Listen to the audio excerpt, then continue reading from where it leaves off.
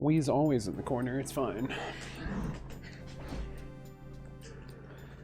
That's Wee in the corner.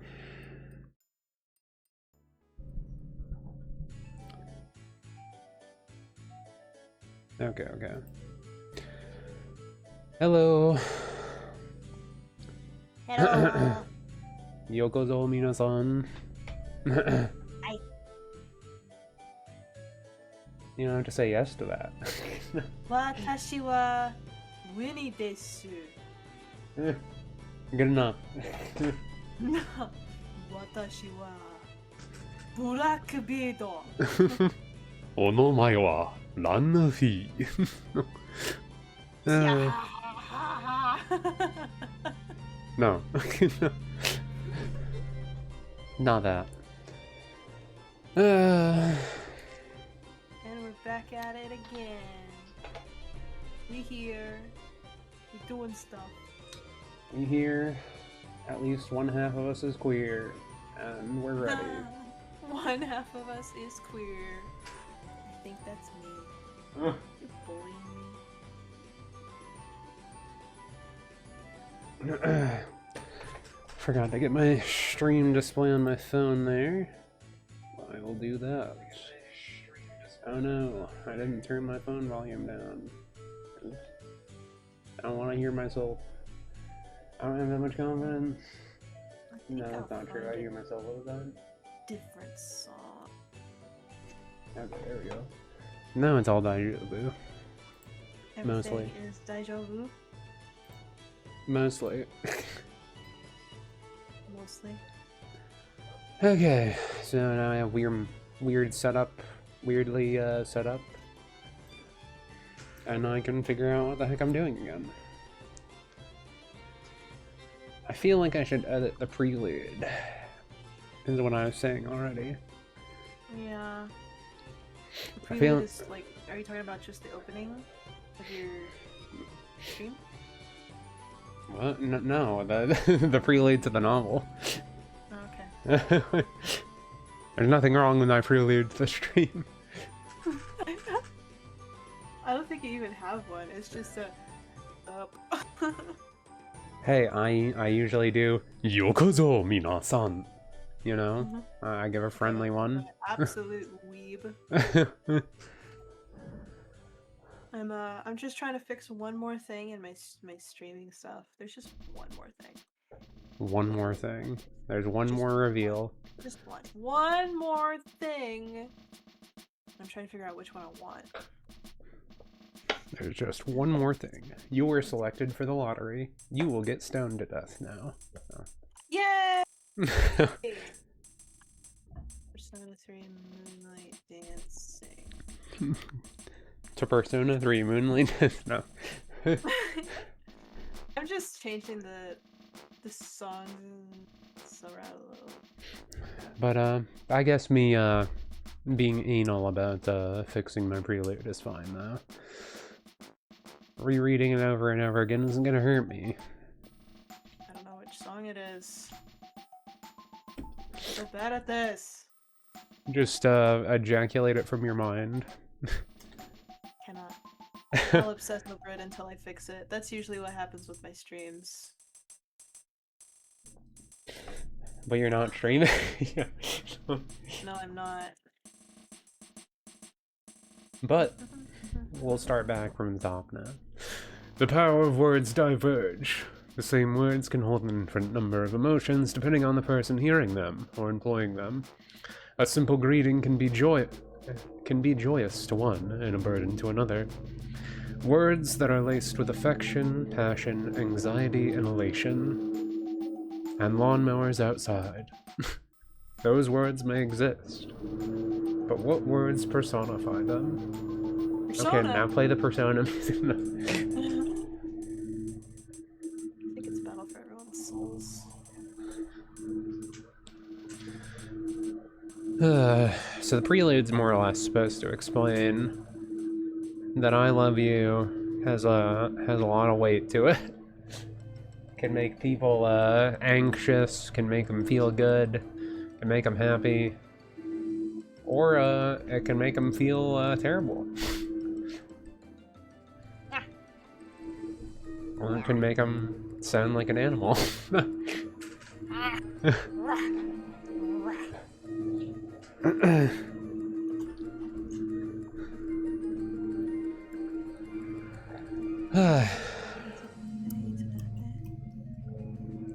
Three simple words can make people's hearts flutter.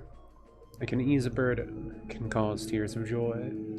However, even words meant to spark positive emotions can be laced with negative ones. A poison that can first taste sweet and shifts to an agonizing death. I probably should change that one. I don't need to say it leads to death. I can just say it leads to agonizing, I don't know, turmoil or something. Agonizing pain. I feel like agonizing turmoil would be redundant though, so should I just say turmoil? Yeah. Because turmoil is already agonizing, right? You would hope. A poison that first is sweet and shifts. Ew, I can say never-ending turmoil. There we go. That works.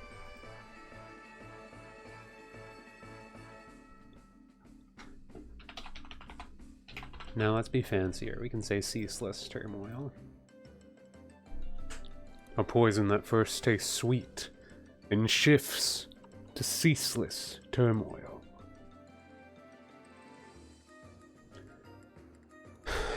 And then you got like some cute girl going like, I love you. And then you're just like, I'm trapped in your basement, please help me.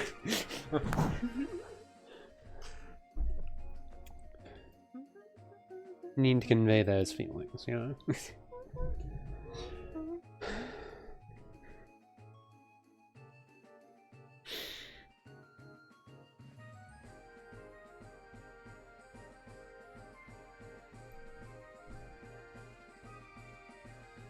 I feel like maybe it would be better not to even say Claire's name in the prelude. That'd probably make more sense.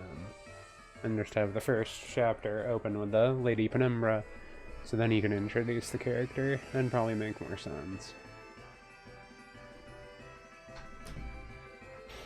I was thinking that I could do the even dumber thing that I don't like about a lot of the Korean comics I read, where they just do like, this is the end of the novel. Okay, we did the end of the novel. Let's go back to the very beginning. Yeah. Or the other thing that they do, which is they're like, that is the end of the novel, and then they keep going for special episodes, and then the special episodes go for like 30, 40, 50 more chapters, and I'm like, that's not the end. They were very special episodes. Yeah, very special episodes. And if they keep going for like 40, 50 more, then I'm over here like, that's just an extension. I think that's what they're doing when the spark in your eyes. Spark in your booty! No, in your eyes. It's a very sad story, but it's pretty cool.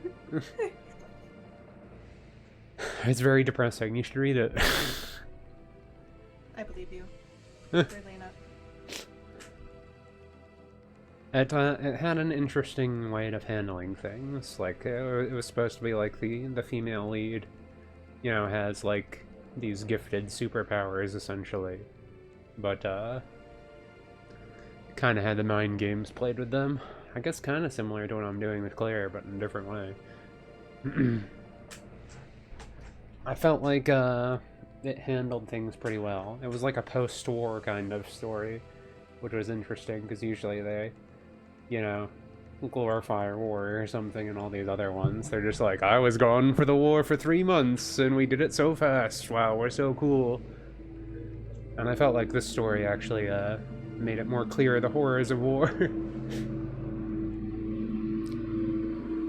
Among other things. It seemed to deal with a lot of PTSD and stuff like that, and I appreciate them tackling those themes, but maybe that's because I read too many World War II fantasy novels.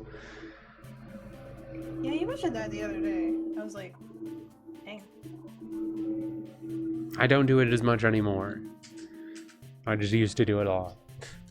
White Rose Society is still one of my favorite ones. I had a little phase that I was doing that for class this semester. I was doing a lot of quote-unquote research. Like weeb research or like normal research? Like actual research.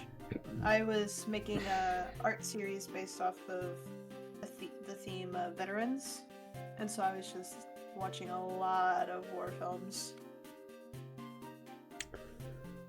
for the trauma aspect, but also because I hadn't seen a lot of them before.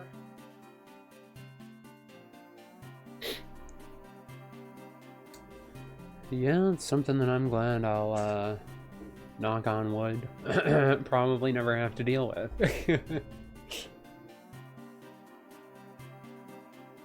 Anyway, Claire knows the serrated blade called love.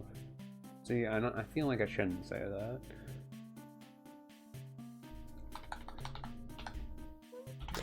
Many know the serrated blade called love.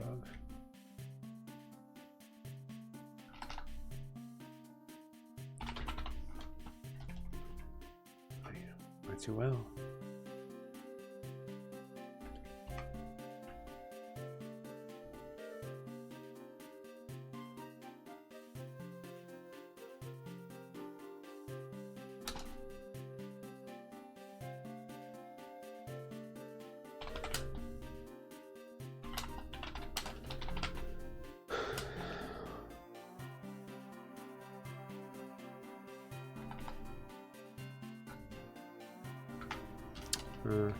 Yeah, let's make it like that.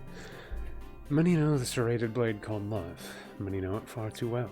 Even now, a girl in her prime cannot help but cover her ears, hiding away in her usual isolation.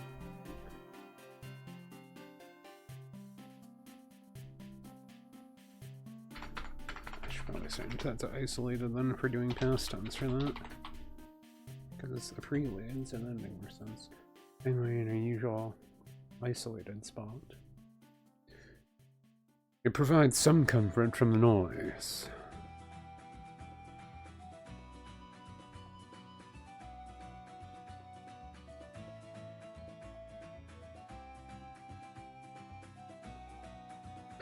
It provides some comfort from the noise. Soft pillows under, candle lights blown out. Yes, simply sitting in a dark basement, alone. Only your yellow ember eyes peek up to the blackened void of a ceiling. Constant thoughts, constant anxieties.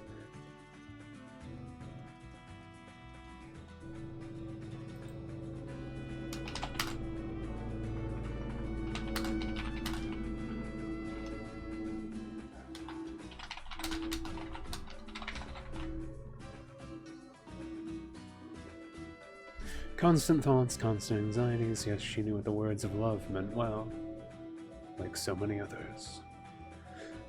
But, sweetie, her fingers twitch, thumb gliding along the side of her index finger. How many times would she have to say, I have to hear the words? Man, I wrote it right, and then I don't speak it right. Even when she covers her ears, they still ring in her head. I love you. When did it all start?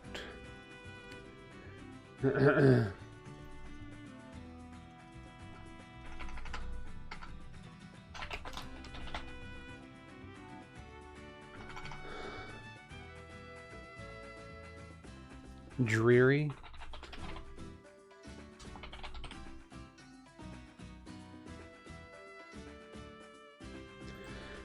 When did it all start? The dreary girl cannot help but ponder such thoughts. Within the silence, she could almost see it, as memories clinging to her so desperately.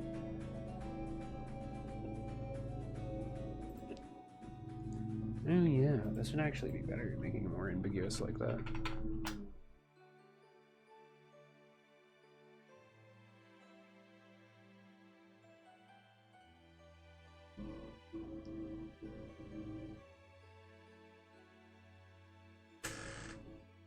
Clinging to her so desperately. Are you alright? Those were the first words she I forgot that was supposed to be your dad, but that's the sideline. The first word she heard, it was 24 years ago.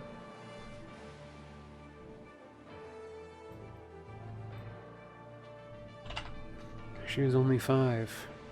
To her, it was the first time she opened her eyes in that place. A new, strange place she felt trapped in.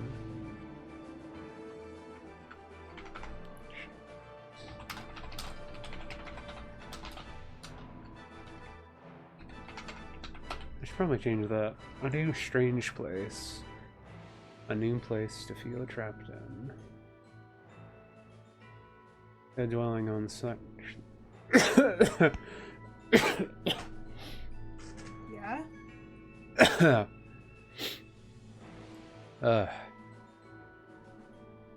And then you die, no?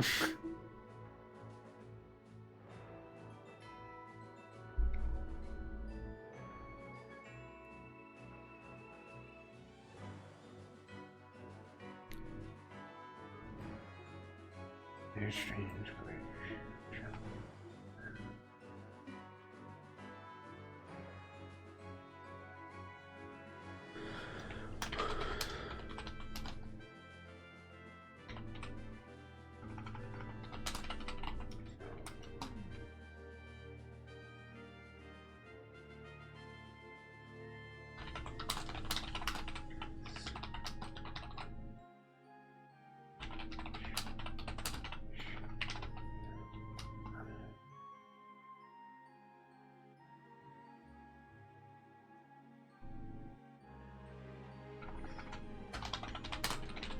What is this place? What is the concern, stranger? Sure.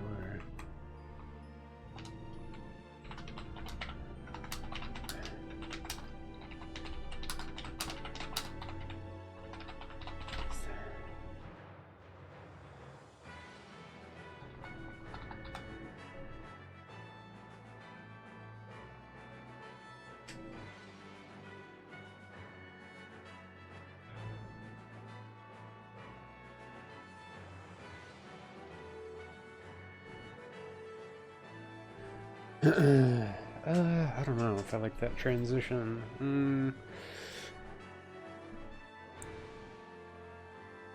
Are you alright? She can almost see it. Those memories cling to her so desperately. Are you alright? Those are the first words she heard. It was 24 years ago. She was only 5. To her, it was the first time she opened her eyes in that place.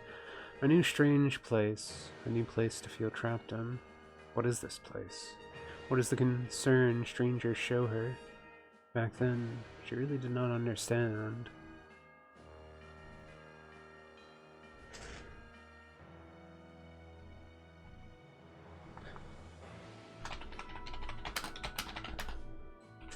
Thinking of the past.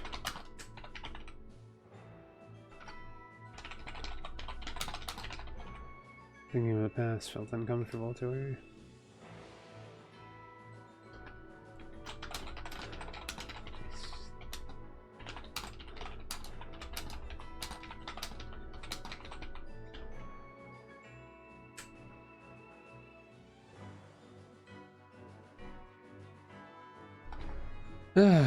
Thinking of the past felt uncomfortable to her. At the very least, her life now is not so bad. Nowadays, she lives in the capital city of the Empire. A cozy bed, stuffed animals surrounding her, and a concerned mother and father. Sure, her home outside of the capital felt warmer, though the capital was not so bad. Anywhere Claire's mother stood felt warmer, which made any location okay. Claire and her mother are always together after all.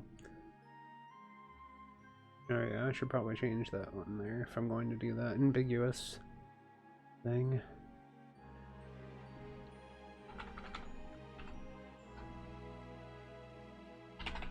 Anywhere her mother stood felt warmer, which made any location okay. She and her mother are always together after all. How warm she made things feel. With that kind face and soothing voice, a mother not afraid of skinship to show some concern.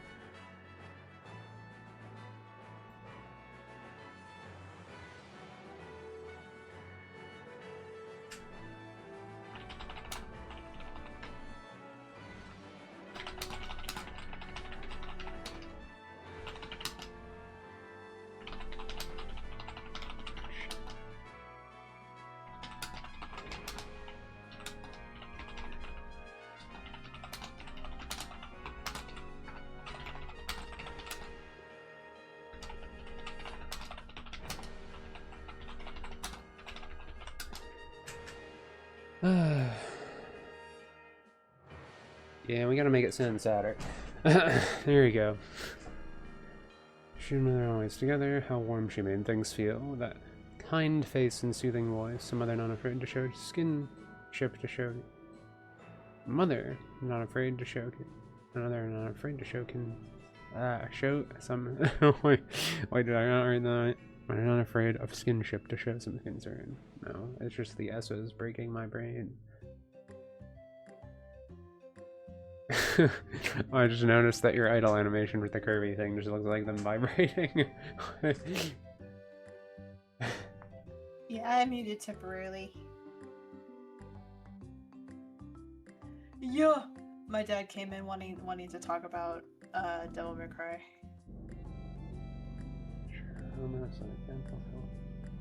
It's fine. Hey, so, not afraid of skinship to show some concern. The girl appreciated such clear affection. No hiding, no games. Not like the others who employed those serrated words. Even now,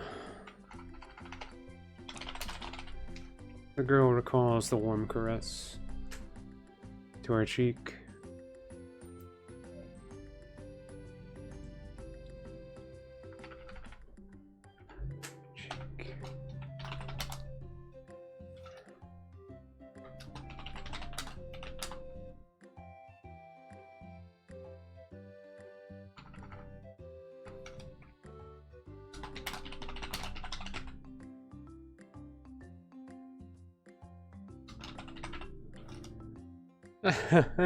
Well, that just sounds more concerning. Bad touch. Even now, the girl recalls the warm caress on her cheek.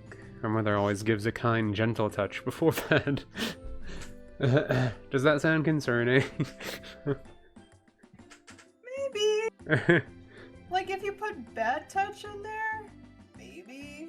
It's gentle touch. No. It's supposed to sound on, though.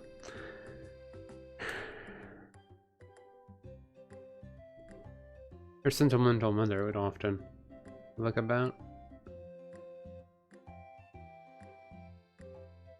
Sentimental.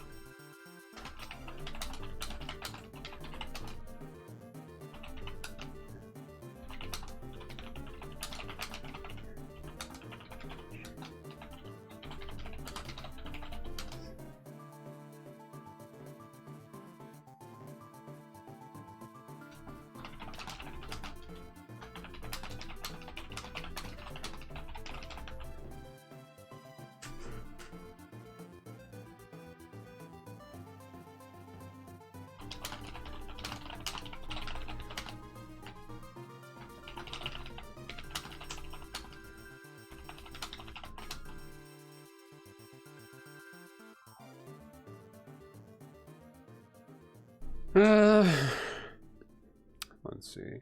Her sentimental mother would be on the verge of tears from such a simple touch. Her kind smile as she leans down kisses the girl's cheek had engraved itself onto her. Kissed. Kind smile as she leaned down and kissed the girl's cheek had been engraved onto her. Yeah, that sounds cooler. Even for all the bad memories, at least her mother's words were true. Then we need to add the bold. Actually, did I italicize them? As a more italicized, okay, yeah.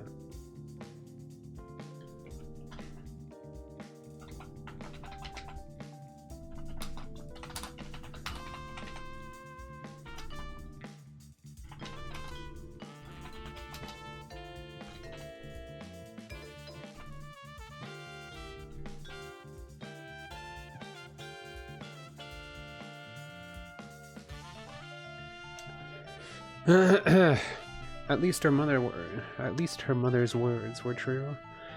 Sweetie, I love you. Now rest well. So kind, so affectionate. Not creepy. Does not sound low-key controlling.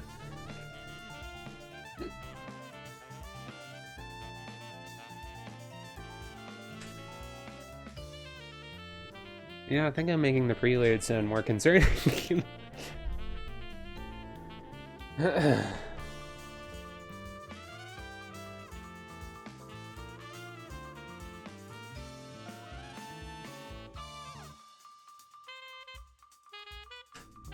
Still, at that place.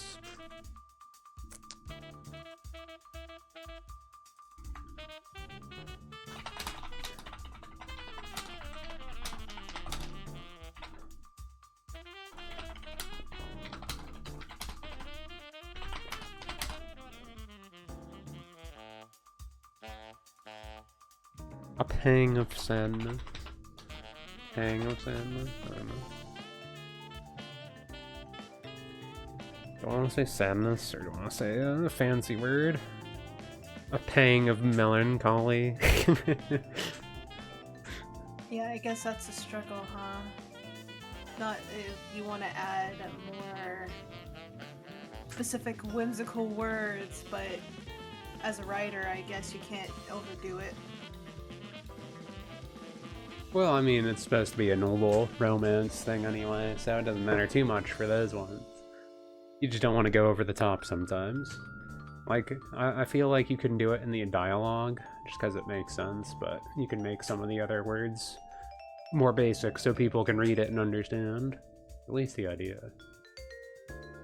I usually try and think about that when I'm doing stuff. Oh yeah, some random person was trying to commission me. I might actually do that too. Try and get some monies. Some other monies. Which would just be me trying to cover costs for the commission. I got the money already, but, you know, to make my bank account not cry. Not help feel a pang of melancholy. Okay. The girl could not help but feel a pang of melancholy.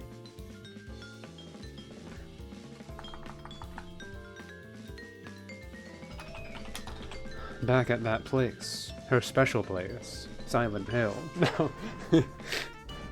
Dun-dun. Yeah. The genre change. The genre seems pretty weird. No.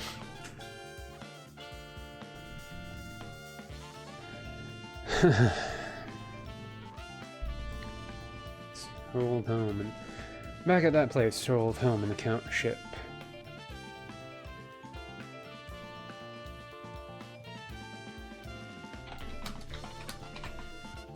Remember they used to be extra warm.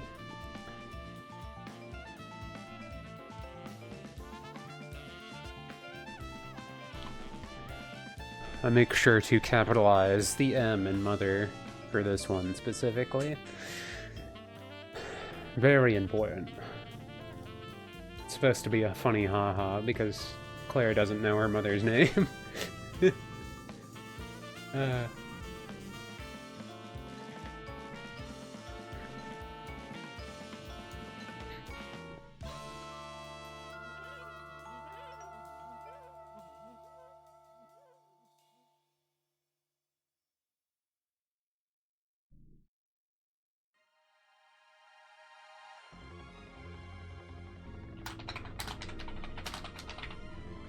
After coming to the capital. The capital. I guess I can just say that. Yeah. I'd name the capital, it doesn't need to be capitalized. After coming to the capital, even if not terrible, and certainly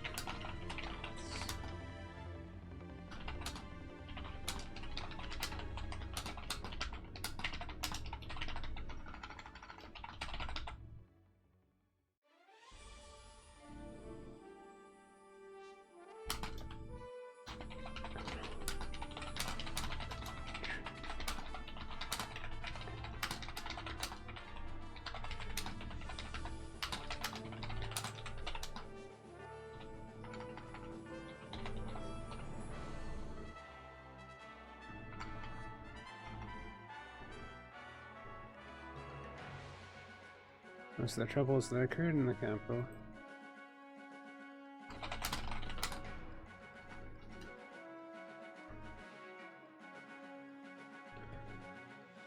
Okay, gotta make it clear that everything is her fault. Gotta make sure. If there was a shadow of a donk. Shadow of a donk. Shadow of a dog. The girl that could only sigh thinking such thoughts, she had few ways to help her mother. Yeah, few. Ooh. After all, most of the troubles that occurred in the capital were her fault.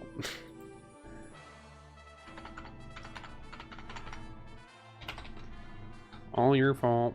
Wow, so terrible. Though just what had happened.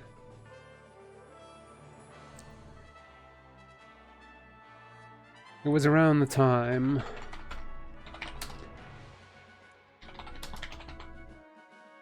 the girl had reached the age of marriage. That was when the first issues happened. Her parents decided to take her to the estate in the capital. She knew less people and had less to do. She has never been one for cities and preferred the outdoors, yet ironically being in the capital made her withdraw into her home, only leaving as needed. Normal behavior.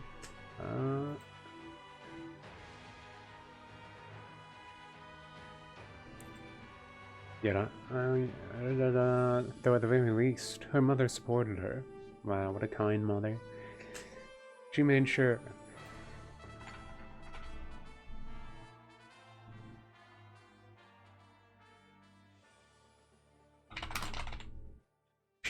the girl had things to read and was taken care of, even alone in the basement staring at the void of a ceiling.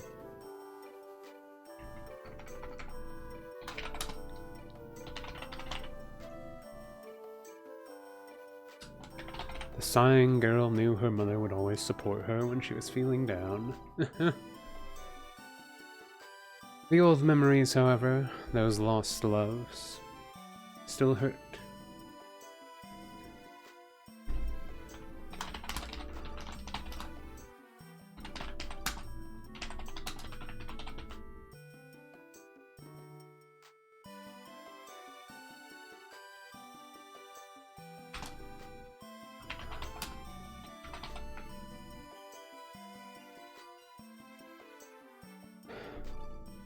Lost loves still hurt. The words of love left scar.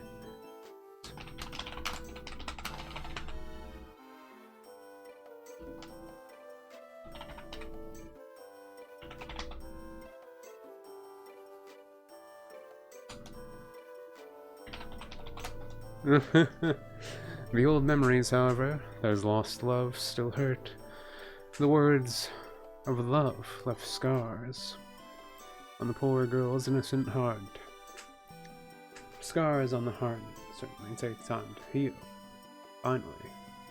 Oh no, I'd probably get rid of that line. I could probably get rid of that line.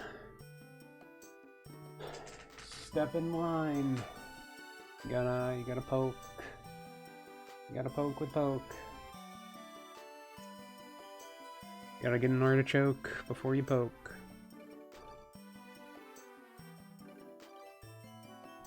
Make sure that's fine. Daijobu. That's good. Should I change that part though? I feel like some of the changes I've made here work better. I feel like it builds it up easier. But I wonder if I should change this last paragraph a lot. I kinda wanna just change the whole paragraph in general.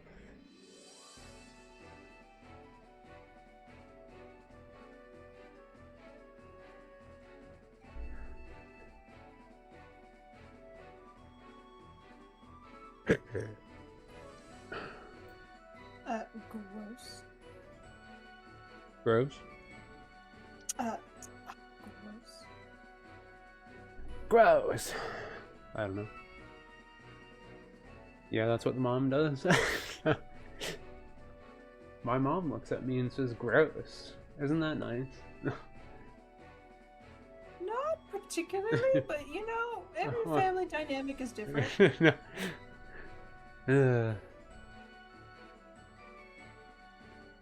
It's like, no, your family's fine. Why are you laughing so nervously? Most normal family dynamics I've ever seen. You really think our family is normal? Yeah.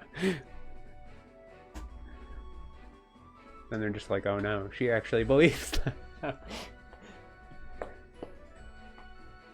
That's how it usually goes, right? Yeah. Unfortunately.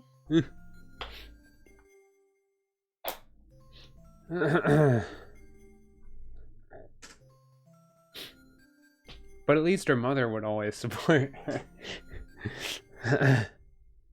Okay. I think I'm ready to finally do some proper line art. Go in the show and shoulder Done look. with the sketch. How dangerous. Yeah. The more I see it, the more I'm feeling the hair. Now that is with the dress. I wasn't even looking at the full dress, but just the hair in general. I feel like the off-shoulder look works with the hairstyle too, specifically. Yeah. Let's see. So I added. So there's an off-shoulder, and then this is like the hem part, and then there's skin, and then there's the glove. Whoa, showing so much skin. And then there's skin right here and on the back too. Wow. This is like so the top scandalous. part of the dress. There's frills here. I remember you like frills, so there's supposed to be frills around here, but her elbow is just hiding it. And then this is all frill at the bottom. And this is supposed to be kind of see-through-ish, but these are like embroidered flowers. But yeah. Interesting. I like how you just like doodle them on, right? Yeah! Zoom in on the doodle. I was like, are they squiggly line flowers? Just like that's me drawing on this piece. All the rest is you. Yeah, no, it's just a sketch, but I feel good about it. I am liking just how need you your did the background so confirmation. far too. Also, it looks pretty neat so far. Yeah. I think it'll make a pretty unique background there. I feel like the gate works pretty well with that background too. It's like, oh yeah, gated Yeah. estate, trying to mail, trying to get the milk. Trying to go out there and get milk. Haven't been back in 5 years, but they're gonna come back with the milk any second. Yeah, I think when I go in for the line art, I'll make the gate bigger. It looks kind of too small. Yeah, so it I'll should make probably be a little taller. bit higher for a noble estate. Yeah, I'll make it taller. But the background will stay the same. for the most part. But yeah, if everything looked good, I'll start putting down the official line art. Yeah, I'm liking it so far. I'll Okay. complain when I see more, you know. Yeah. Most of the tweaking will probably be in the coloring portion.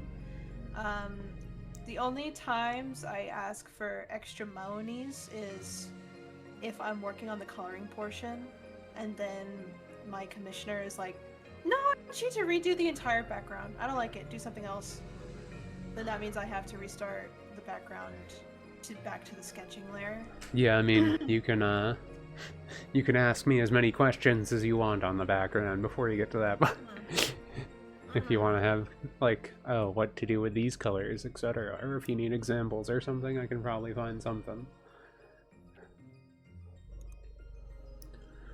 I feel like he probably wouldn't do anything that I would hate terribly or something, but who knows? Yeah. The only commission I've gotten from you is Jolter, and I didn't even get to use that character much, which sucks. It's okay. I gotta reuse him somewhere else later. I have the art form and everything. I'm actually thinking, just because I want to, not like as a commission thing, but I might go back in with him and, you know, make a character sheet or something. Well, if you want to. I liked how it turned out. I'd like to use it more. I'll just go like, okay, they're a character in this story now. Yeah. They're a random knight. He's a soft person. He's supposed to look ambidextrous. What is it? Not ambidextrous. What is it? Yeah, that's for your hand. It's not ambiguous. I'm letting you come to it. You're not able to say it's a man or a woman. Androgynous. Androgynous. Thank you. I knew it started with an A. Yes, they're supposed to be an angel boy that wears a helmet all the time. To be ambidextrous. It's like someone mistaking. It's like someone mistaking like the gay thing or something. God, and I call myself an ally. But yeah, I'd usually hold my water bottle in front of my mouth to make it sound like metallic-y. And then they would talk like this. Like, oh, hi, I'm Jolter. Yeah, I do Jolter things. I'm just a boy. In his helmet. Yeah. Because he usually never takes off his helmet. Yup. He was supposed to have the thing where he thinks everyone's gonna hate him if he had his helmet off because his father was mean to him. Not that I have a theme with any of the characters I make, but I think you do. I'm starting to see some patterns. No, it's fine. I don't like this song.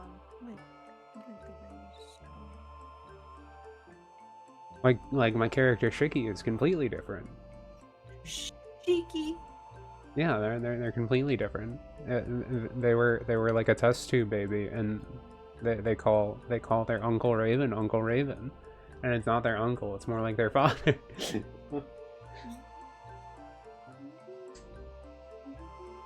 It's very deja vu. Are you sure everything is deja vu? I mean, Shiggy's supposed to be like the comic relief gang character, so yeah, it's probably fine. Why would the comic relief character ever be sad? That wouldn't make sense. He's never allowed to be sad. He's not allowed to even frown. Yeah, that's what he was always told. No.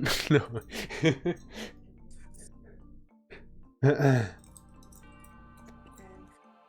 on browser. But he's got Dave. Shiki and Dave. It's always the team of two. Yeah. It was still funny. Dave's like the only normal character I made. Got wife, 2 kids. His life is pretty normal and happy. Put on my TV. He can control blue flames though, cause he's cool. Yeah, that's cool. And then you have your other character that can control silver flames. Well, he can't control silver flames. He just has silver flames.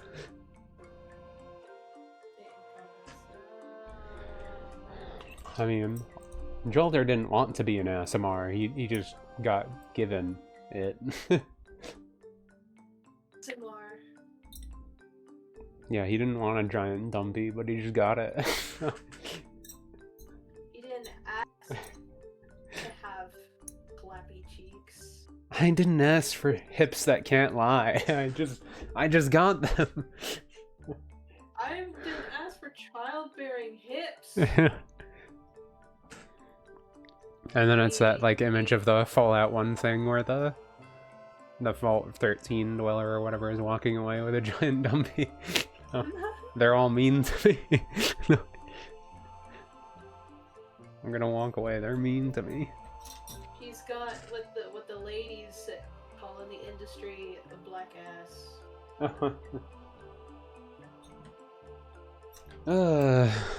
Well, anyway, my character Alicia is fine. They just have a father that wanted to make them their successor. Of like killing people in a organ harvesting amusement park. Oh, how fun! That sounds fun. But she's just a little bunny girl. She's just a silly bunny girl, so it's okay. She's just a silly bunny girl. Yeah.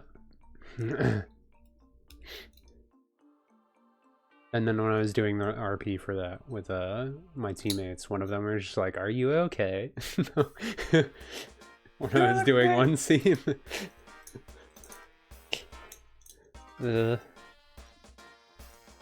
One of the teammates were getting all feral like a Naruto or something, and they were getting mad at Bunny Girl because Bunny Girl kill stealed. She kill stealed the giant monster. Well, she didn't really kill steal. She killed confirmed. Just saying. She hit it first, so it was her kill. She called dibs.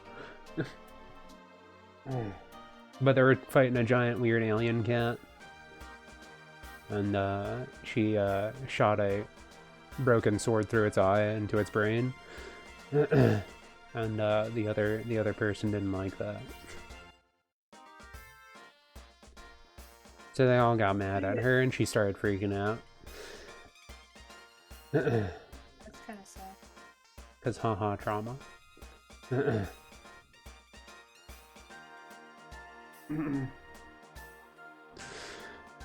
But it's fine because they got to the second floor finally in this not Tower of God thing. Yay, second Not floor. Tower of God, though. Yeah. Just a thing, but not Tower of God. Yeah, it's just a tower-shaped object called a monolith, so it's not a tower. It's just tower-shaped, and it has floors that you go up, so you can get to the top. But it's not a Tower of God. It's just tower-shaped. It's more like Tower of not Tower, because it's a monolith, so it's fine. Anyway, the old memories, however, those lost loves, still hurt. The words of love left scars on the poor girl's innocent heart. Poor, innocent, naive Claire. Oh no, if only somebody loved you, Claire. That's sad. What was that thing? It's kind of a romance, so apparently someone will. What was that thing that they say in Rapunzel or something? It was like, oh, look, the two beautiful girls in the mirror. No, it was like the beautiful woman in the mirror, yeah. and then, oh, I'm not talking about you or something. What a beautiful young lady. Oh, look, you're there too. Yeah. I was debating doing that for that mirror scene, but I was like, nah, that'd be too on the nose. That would be too Disney.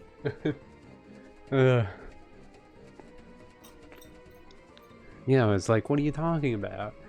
The mom thinks Claire is beautiful. It's just creepy. No.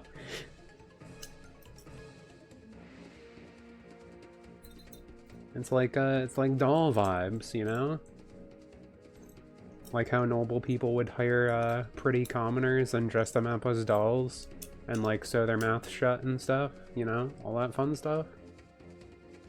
You know? It's fun.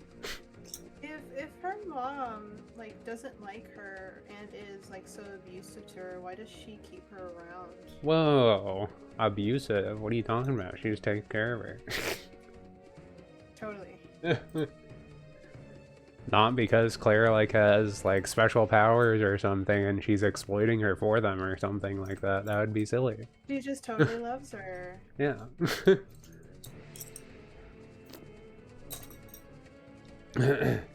It's fine.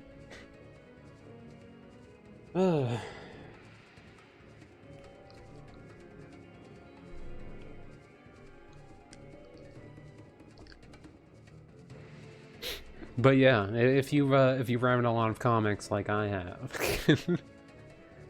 you might get some hints. Might get some Clint's hints. Whoa, that sounds like something else.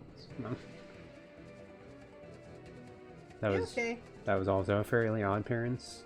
I didn't even do anything. Okay. You're not supposed to Anyways.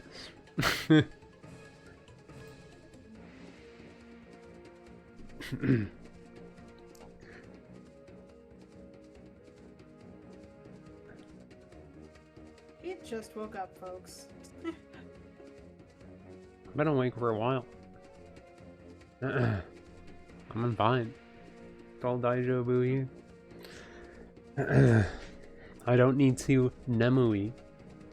I'm not yasamuing. Haha. Haha. Japanese words. I mean, how I remember yasamu is because it sounds like yawn. And it means that you want to rest, pretty much. Except Nemui is sleeping, so... I remember Nemui because cats are sleepy, so I remember it that way, because it starts with ne, like Neko. Weird little memory things to remember stuff. I feel like I should change this whole part, though. I'm making Claire sound too autistic.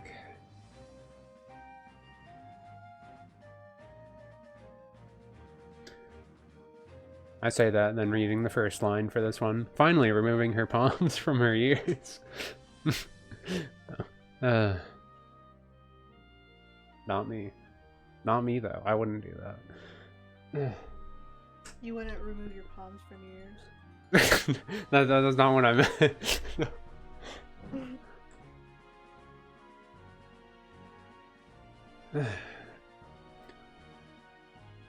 A patter of servants walking the estate, the brief discussions are like muffled mumbles as they pass.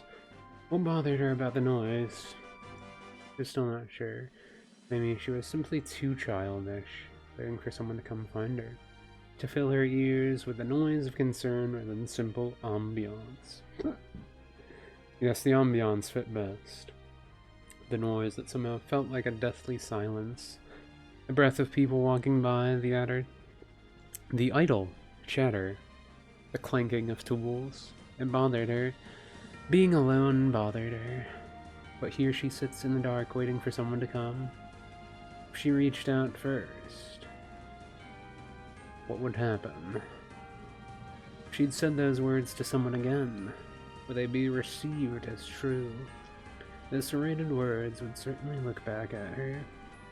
It would be just like like all the other times. Normal happy thoughts. Let's see. Should probably change that a little bit.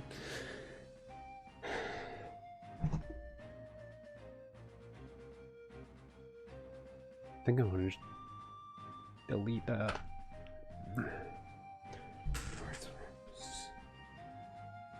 Sorry.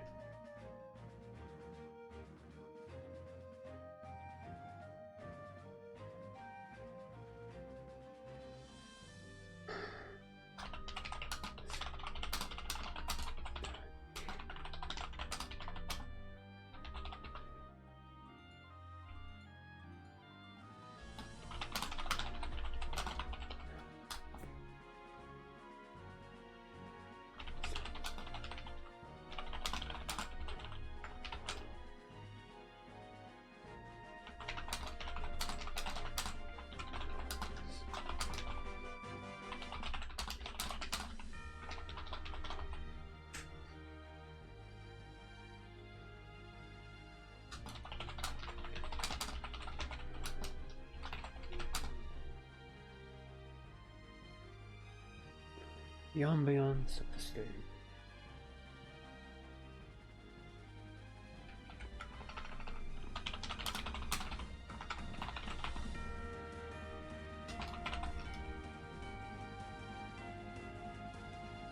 I should say the norm.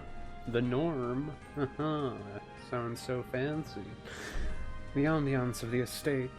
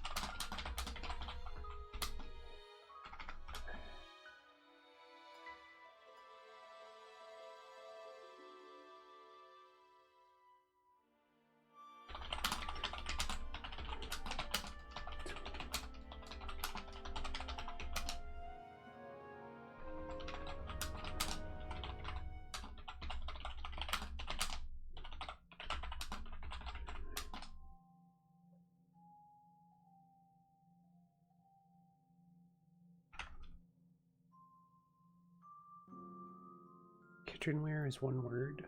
I guess so. I guess that makes sense. Why would it be 2 words? I don't know.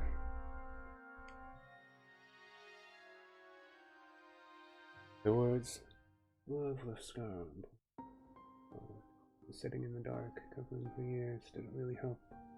Slowly removing her palm, she takes in the noise. The ambience of the state had become a new norm. Servants stepping ever so silently as not to be heard, the subtle clank of tools from groundskeepers, or maybe the rattling of kitchenware.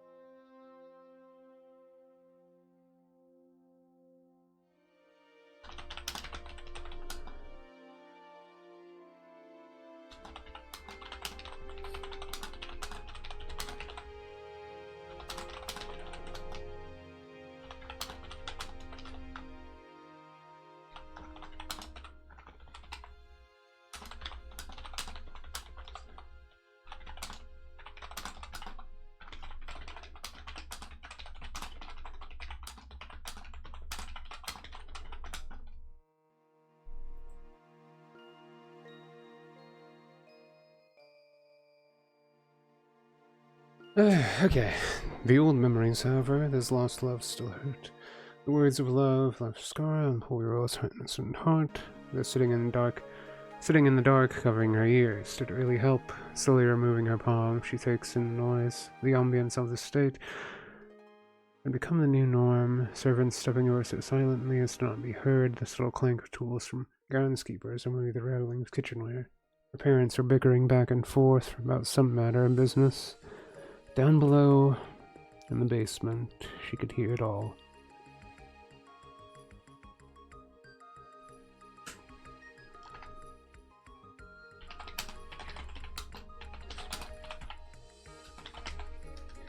Down below, in her usual spot in the basement, she could hear it all. In some way, it was stifling, but in another, she could pretend she was not alone.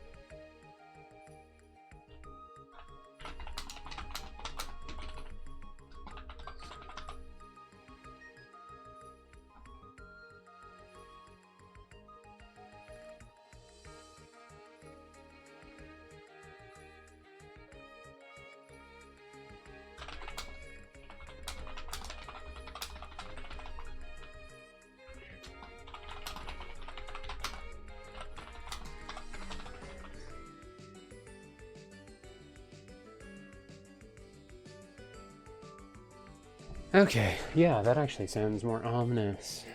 It's like, oh, yes, when did it all start? Question mark.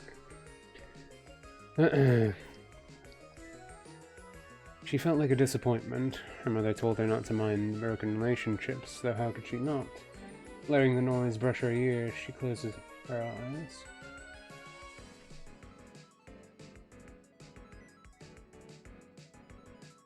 Closes her eyes. When did it all start?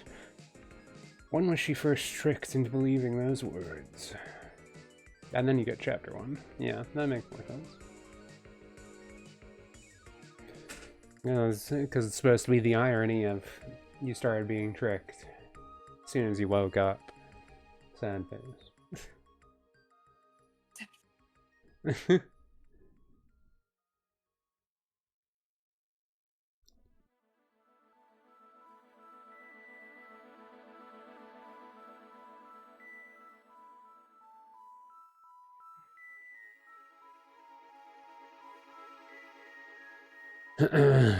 Okay, there you go. Actually, proofreading more always helps.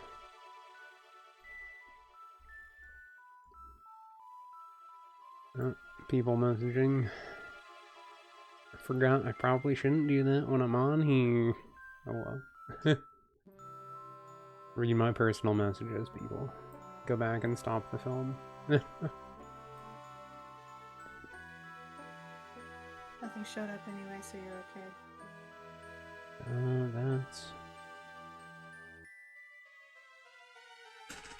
I don't know if you have my stream up. I don't know if Elizabeth is awake or not, but probably those numbers, maybe. I don't know. It doesn't really matter.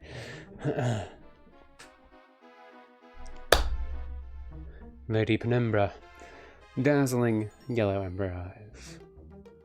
Flickered into life. You know, I should probably set that. I should probably go back and say, like, darkened ember eyes to make that disparity between past and reality. When do I first mention her eyes?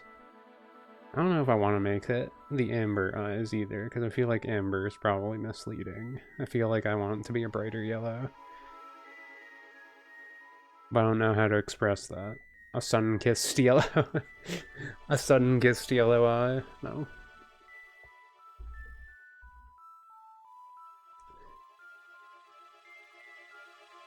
Those sunflower eyes. No.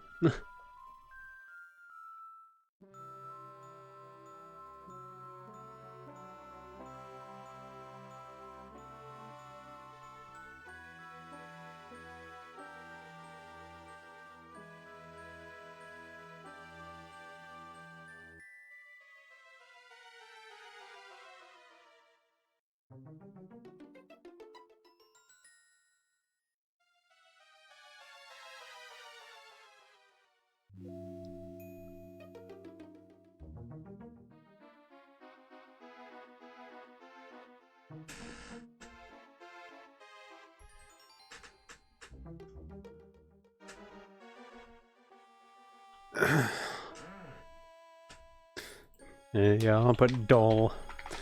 Only her dull yellow amber eyes peek up to the dark blackened void of the ceiling.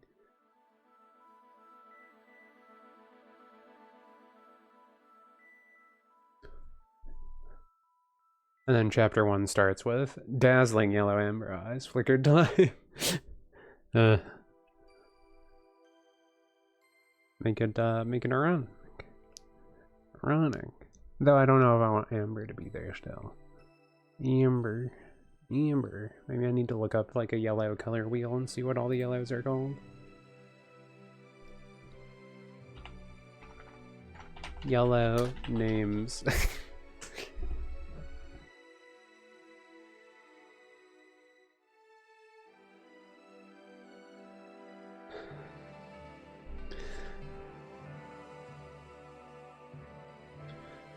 Banana. Those banana colored eyes. No.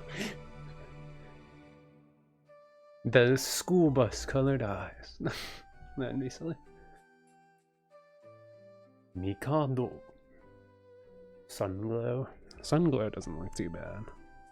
I mean, Vivid Yellow looks better, but why do they have Snapchat as one of these names? That doesn't make sense.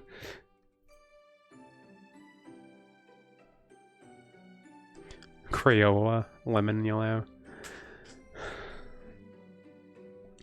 Lemon might be better. Those lemon yellow eyes. I do like lemon a lot, so it'd be kind of, maybe that's too on the nose.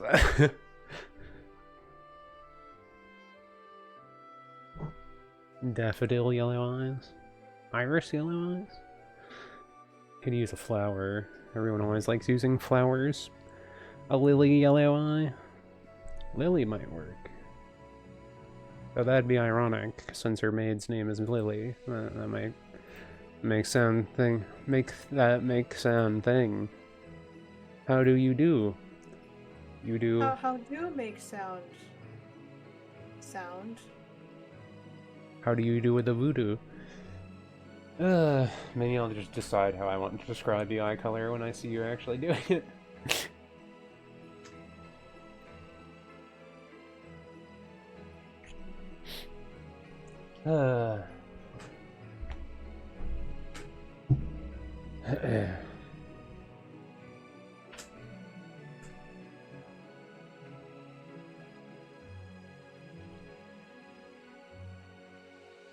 Big sigh. Morning. Claire sat up in bed and rubbed her eyes, her sea with light blue hair draping around her. I wanted to start describing this sky blue hair.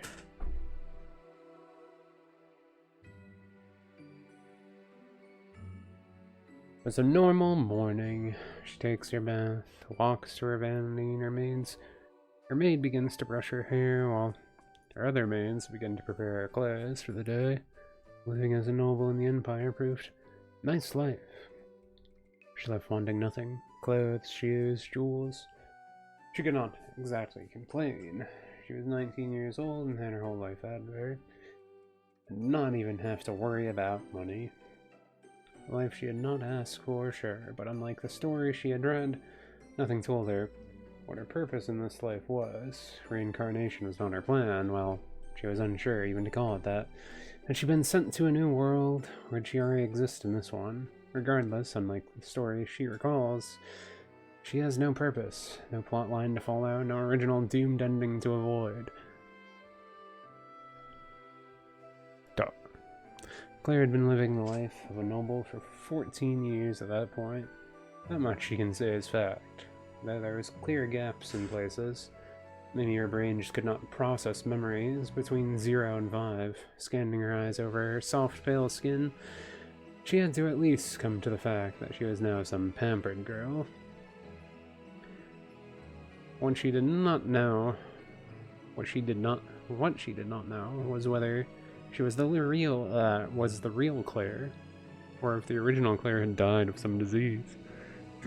Did her soul take over the body of a dead 5-year-old? Or did her memories simply reawaken getting sick? Upon getting sick. Everything had been an adjustment.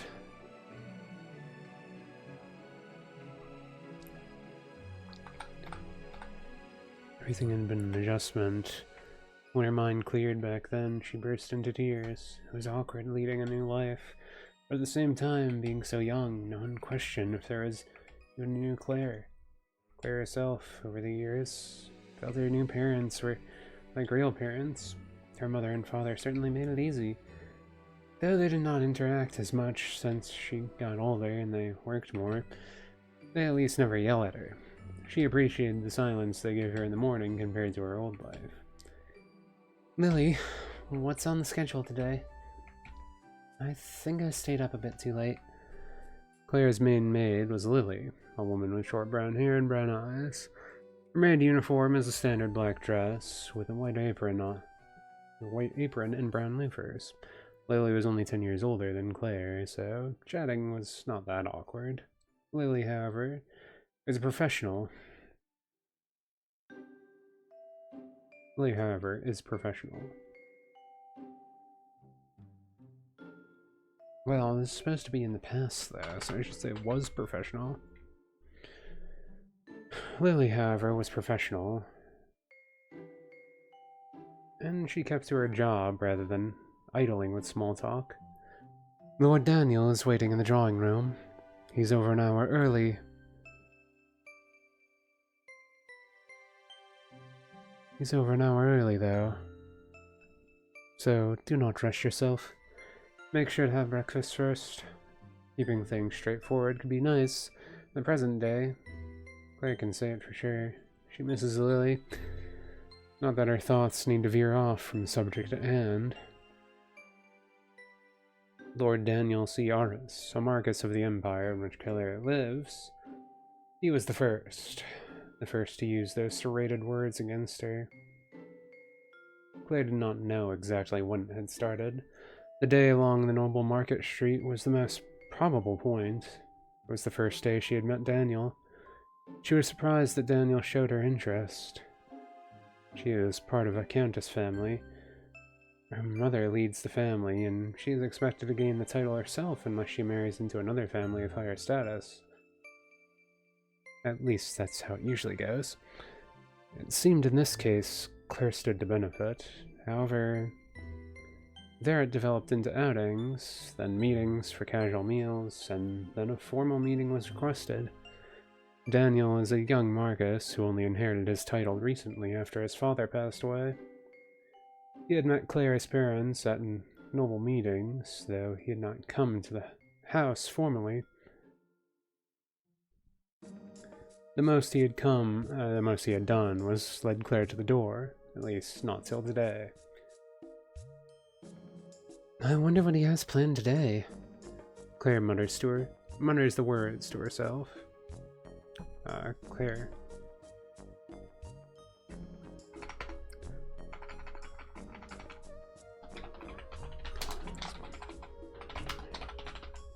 Claire recalls muttering those words to herself.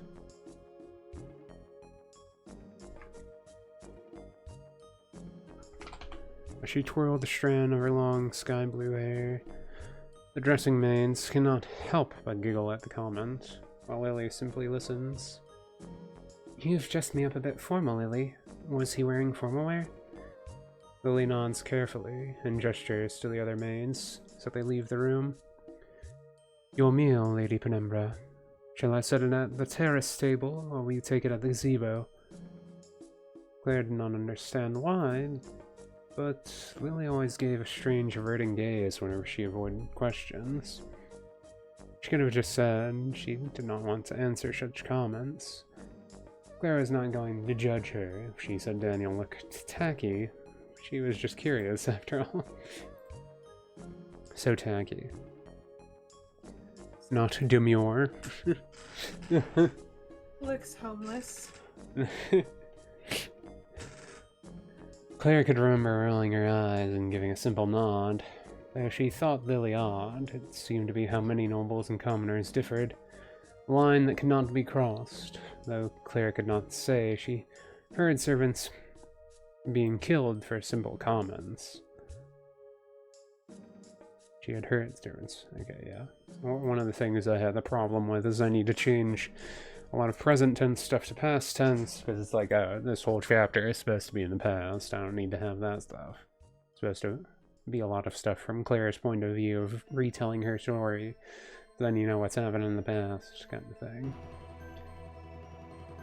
But that's what editing is for. Maybe she was overstepping her friendly banter. Lily was professional, and Claire had to accept that. Fine, fine. I'll eat, shaking her head. She follows with a whisper.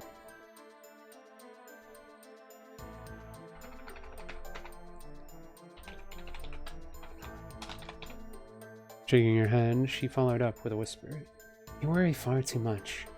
She could admit she still felt a bit childish back then. Her comments were probably a bit too brash at times for a noble lady. Hindsight tended to work like that, did it not?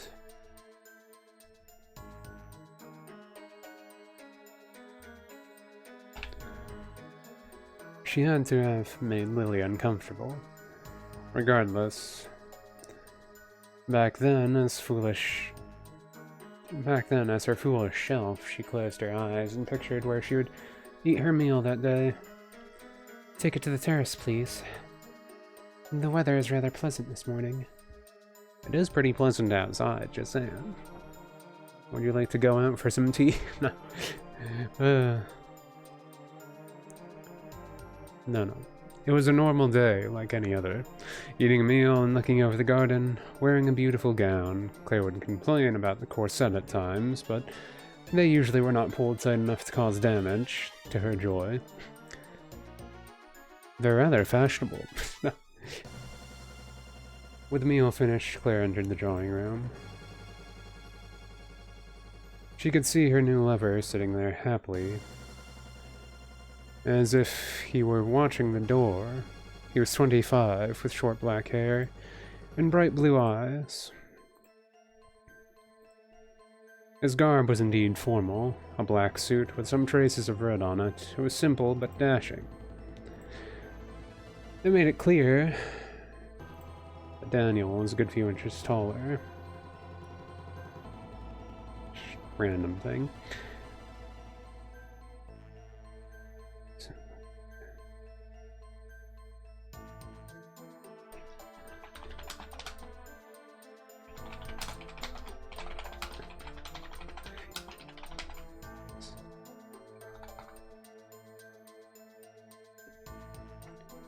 It was simple, but dashing, easy to poke out other features, like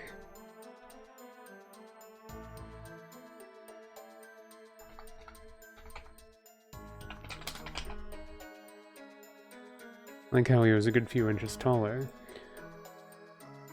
Lady Penumbra. He smiles a weary smile. It makes Claire turn her head in question, but she still holds her hand to him, letting him kiss her middle knuckle. While you were getting ready, I was talking with your parents at length. His voice is deep, but to the point. He could snicker like anyone, but Claire could tell he liked to make sure his words meant something instead of just being artificial, like most nobles. They said it was acceptable. Claire sat herself down across from Daniel and watched him closely. It was oddly different than normal.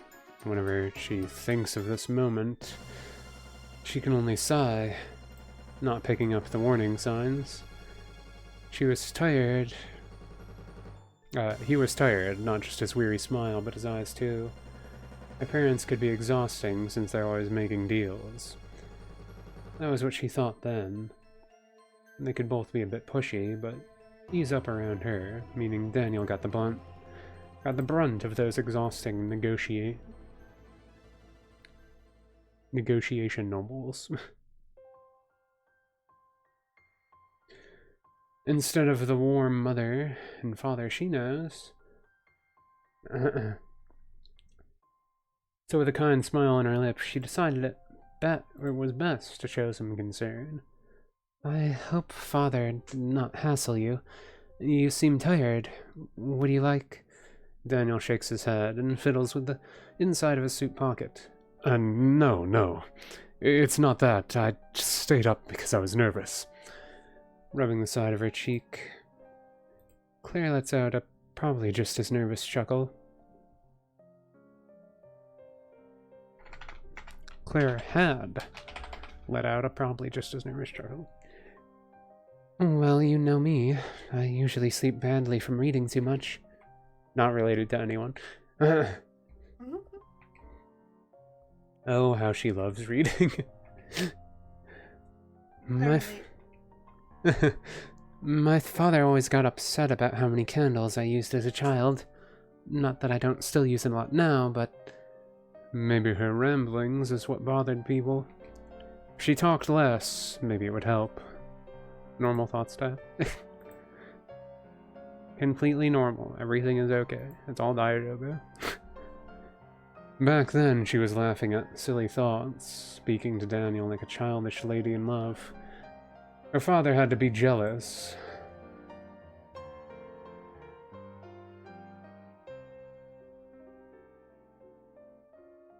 father had to be jealous of the candles that were. No, yeah.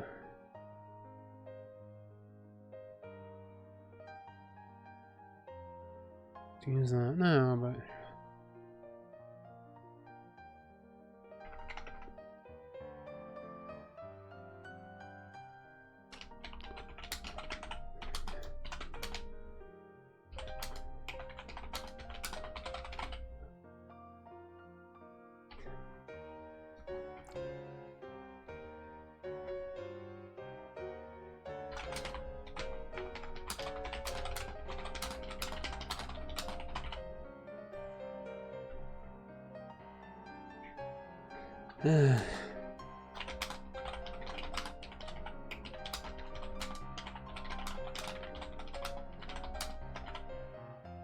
Her chortle.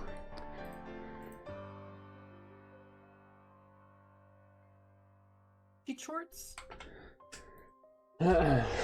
War turtle. Chortle. No. Back then, she was laughing at silly thoughts, speaking to Daniel like a childish lady in love. Her father had to be jealous of the candles back then. He did tend to dote on her too much.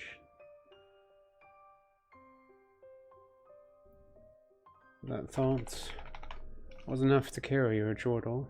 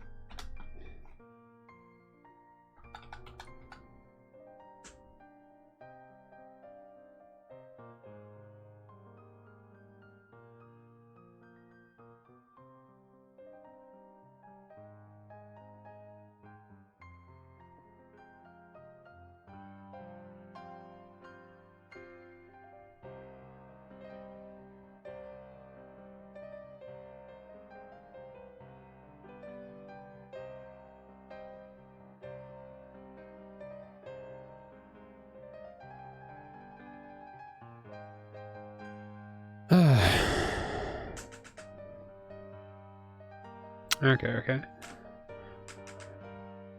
Said about how many candles I used as a child, not that I still use a lot now, but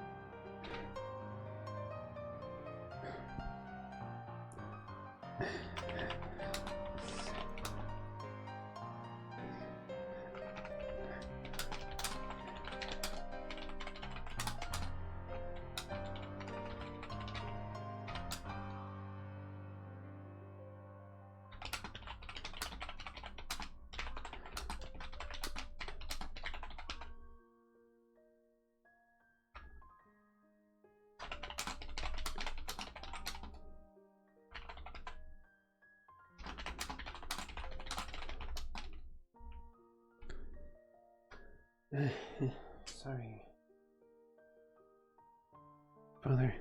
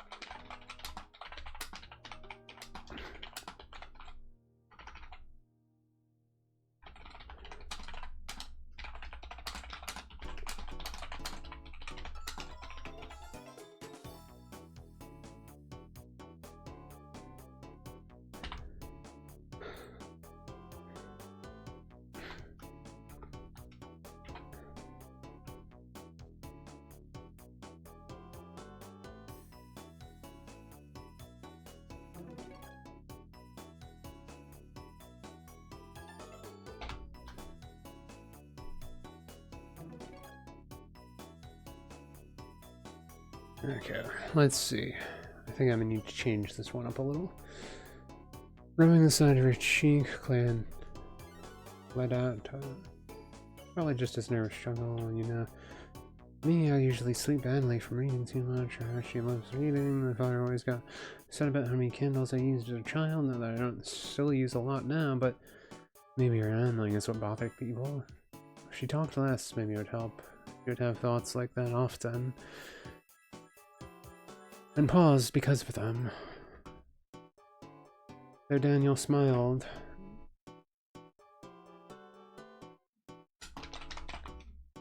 And would pause because of them.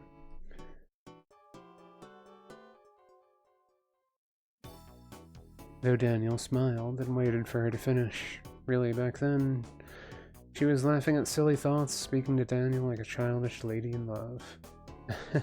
Sorry. A nervous giggle, an apology to smooth things over, then pick up from where she had left off. It's kind of silly. I think my father used to get jealous of those candles. I was paying them more attention than him. He surprised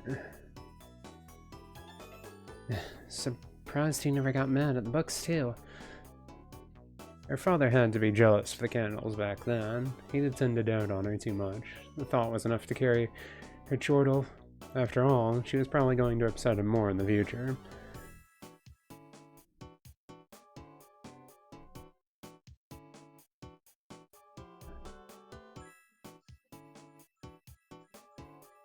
After all, she...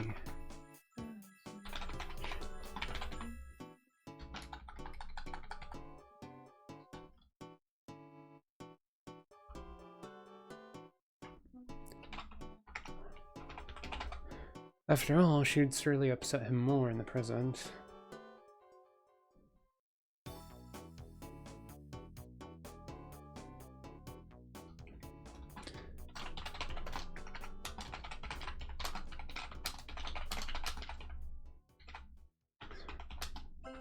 Though probably more with the expense.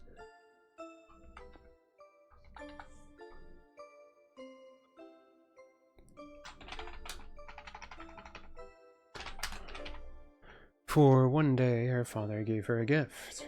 Special candles to help her fall asleep. Ones that could give a pleasant scent and still provide a little reading light before bed. Her mother even gave her more later. They both must have felt a little neglected when she was binge reading her time away.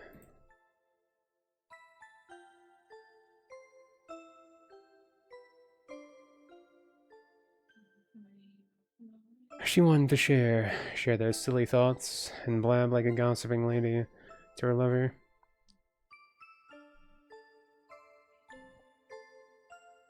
Wait, so is Claire already into someone? This is in the past. This is chapter 1. Oh gosh darn it. Why? I'm a sucker for romance, so I mean... she's talking to this Daniel guy as if they're a thing, so... Yeah, they are a thing. Right now. We're going back to explain why she doesn't like I Love You.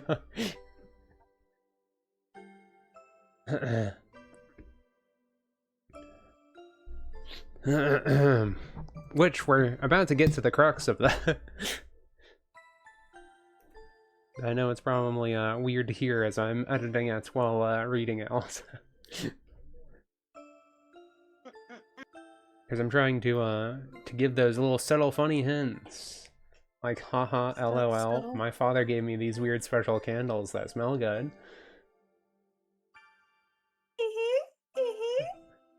And just like, why are they coated in poison? I mean, never mind, no.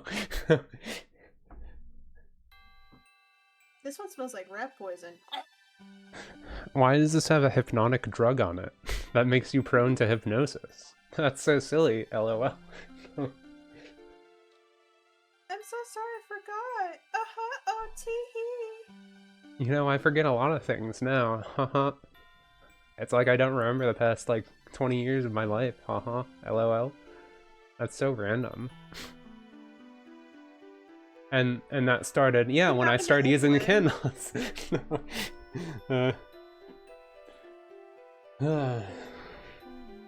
But anyway.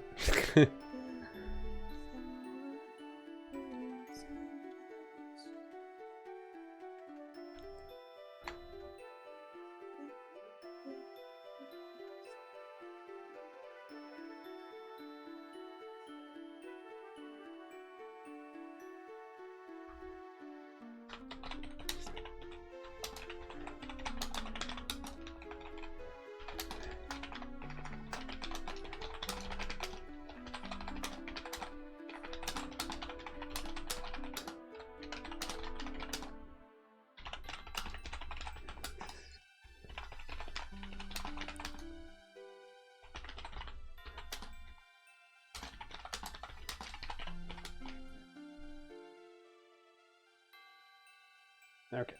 Need to sound it worse. Make it sound worse. Need to make it sound worse. Doesn't sound bad enough. Sandwich. Though probably more with expense. For one day, her father gave her a gift, special candles to help her fall asleep. Ones that could give a pleasant scent and still provide a little reading light before bed. Her mother even gave her more later. They both must have felt a little neglected when she was binge reading her time away. Still, how caring they were. How caring they are.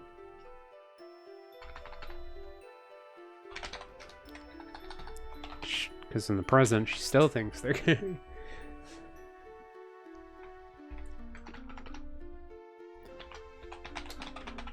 Back then, they must have wanted her to think of them when using those candles.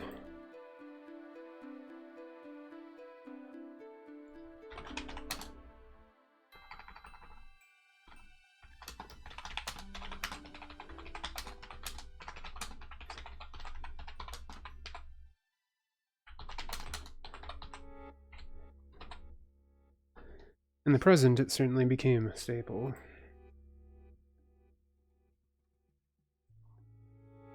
It has certainly become a staple. Hopefully this expense is not too much.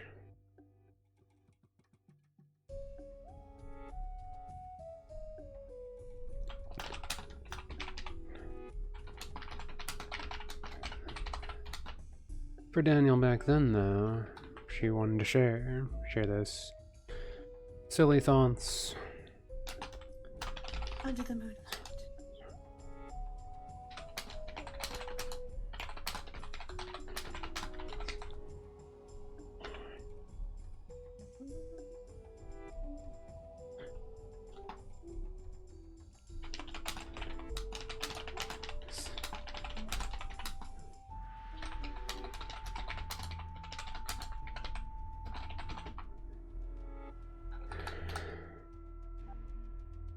Okay, there we go. Have to make that sound worse. For Daniel...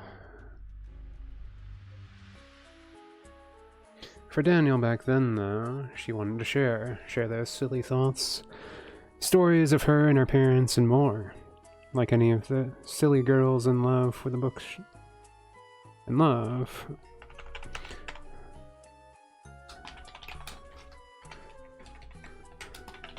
Like the characters in the book she read.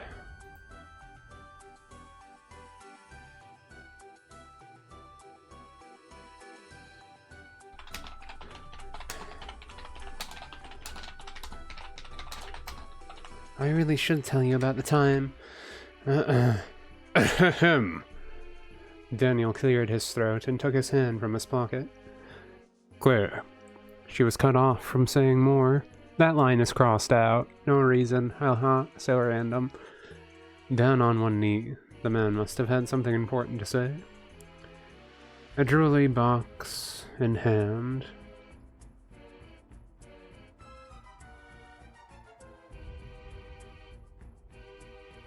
He popped it open, a shining ring with a soft-colored blue jewel inside. I came here today because, well, I love you, Lady Clarice Penumbra, of Countess Penumbra's family. Will you accept this ring as a token of engagement, so we may get married and have a life together in the future?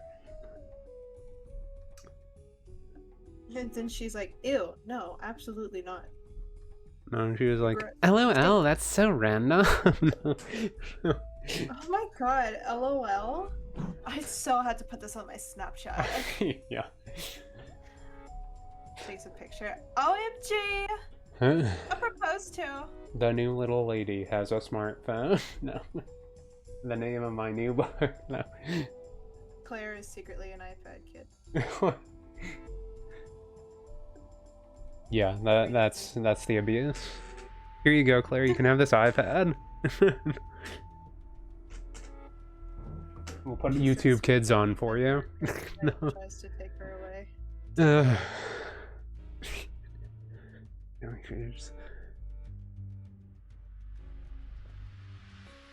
I really should tell you about the time. No, the man has to cut you off. You can't speak. Not cool. He gets on one knee, pulls out the ring, and she's like, "Okay, cool, but no, I was talking to you." So there was this one time. That's what she should have done. No. So there was this one time I kicked this guy in the nuts when he tried to propose to me. Why are you no? Wait, where are you getting? Where are you going? Anyways, that was the first time. Claire said yes. She ran into his arms, and she let the ring slip onto her finger. She fell for the trap. Underlined. Probably fine. Probably fine that it's She fell underlined. for the trap. Underlined.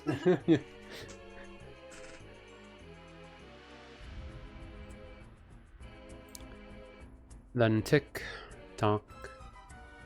I don't know if she's on TikTok. No? TikTok. When did the noise, the ambiance sound so loud, even as months passed since she got engaged?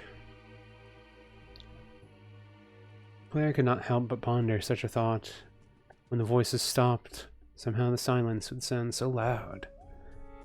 Her stay at the Marcus's estate felt far too silent. She had slept there for a month in a separate room. She had one servant, and the Marcus had one. Yet the mansion was far larger than the Countess's. When she asked why there were not more servants attending the estate, the response was that they were simply not needed. It was true that it could be seen as a waste of money. Claire could only assume, instead of tending to the estate, Daniel must put his assets toward the people of his land. It was not like she required servants anyways. Her original life showed her strife. Having just one maid at her side was enough pampering. Still, she could not help but feel it was all just odd. No, it's fine.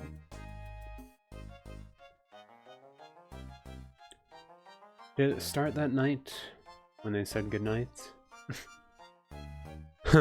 Yeah, night.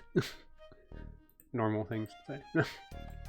A simple goodnight from Daniel. It felt off from what he would usually say. The next morning, Claire got up, but no servant was there to greet her. A walk through the halls in her slippers. She stepped into...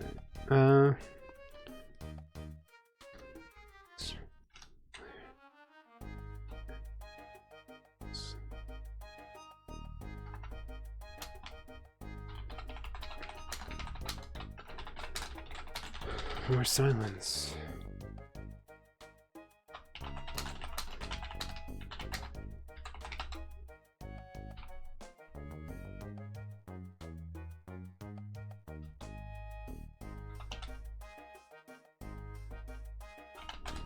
That's when she went to the door. No, went to the...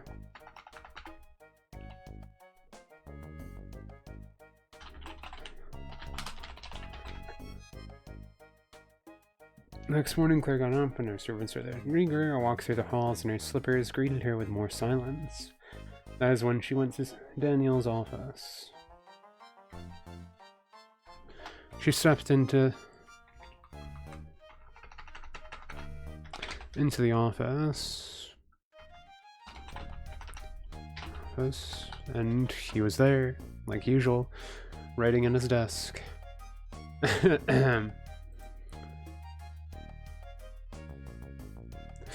Knock knock, Mr. Harris. Her lips smile while speaking, but Daniel does not lift his hand. Marcus Harris. His words come out pointed, and his pen stops. You're just like them, aren't you?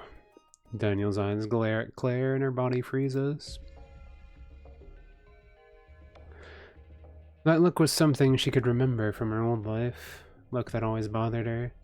Eyes like daggers.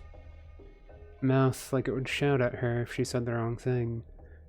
Freezing up, being silent, that tended to be the answer. Then she thought it was a mistake. She blinked at the sudden hostile tone.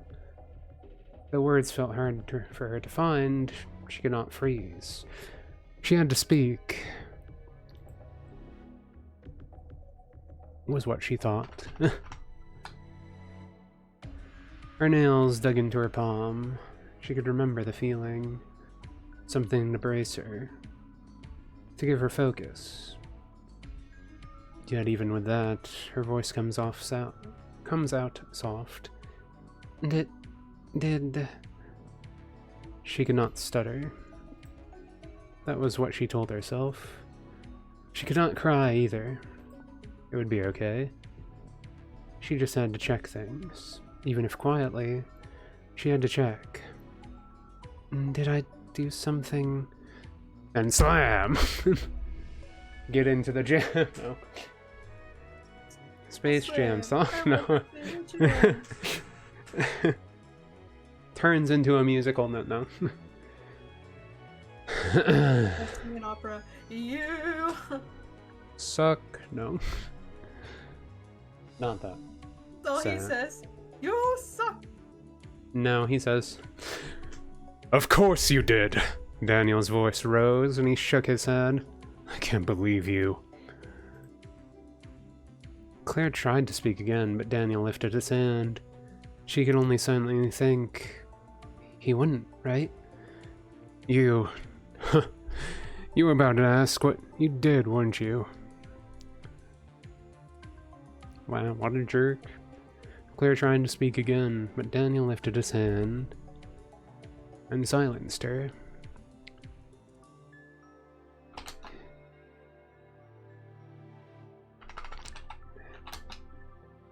The gesture alone makes Claire flinch. A gesture to make her not speak. Well, that was pretty clear already. I should probably change that. They're trying to speak again. His hand silenced her.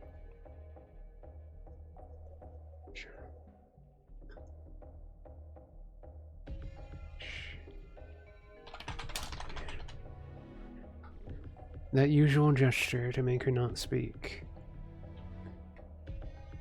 You don't even have any remorse. You think you didn't do anything wrong. He shook his head again and again. He was angry, but Claire was not sure why. Then he does it again. He slams his fist against the table.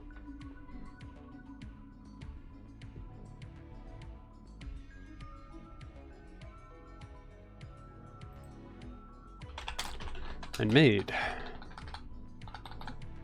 Claire's body shiver.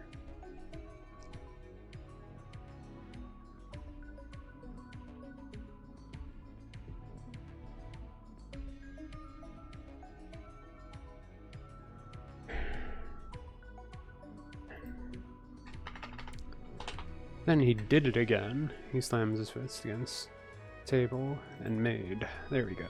That sounds better. Get out. And keep your filthy ring. I don't want it back. Normal things.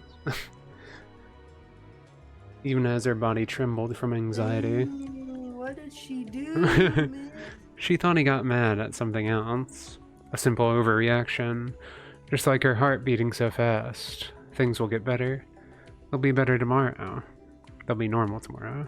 She went to go to bed that day the same as usual. When she woke up, however, the mansion was empty. The estate grounds seemingly barren. Her belongings were already placed and already packed into a onto a carriage. There we go. Onto a carriage outside. She never knew those were the last words she would hear from him. What did I do? Claire could recall the sinking feeling she had that day. What did she do? Why was she wrong? Why wasn't she enough?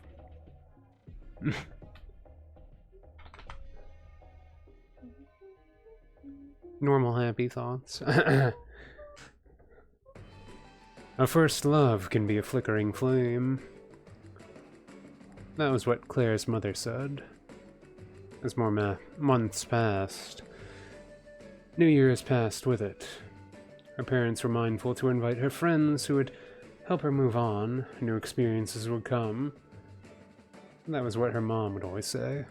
New experiences would come. That is what brought the second time. Dun dun. Dun dun. And I go like, wait, maybe I shouldn't read this part to the person that I'm streaming with currently now.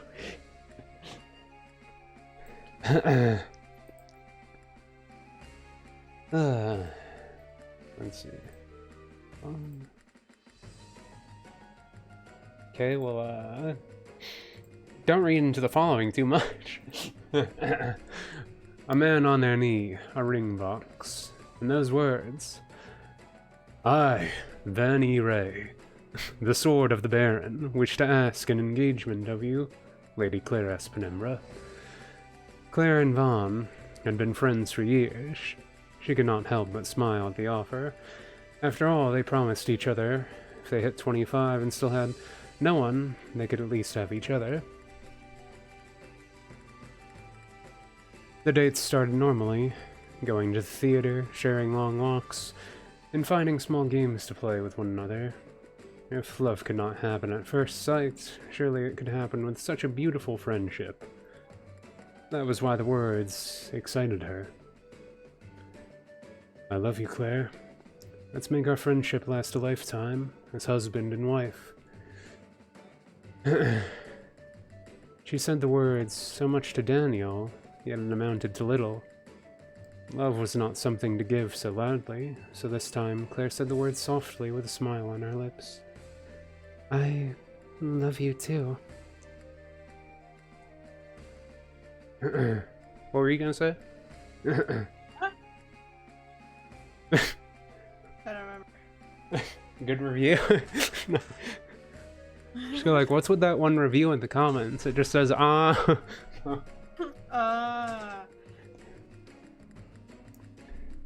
Just as before, the months had begun to tick away. The summer air began to get crisp. The rain began to fall. The two were some distance apart, but they would send letters constantly.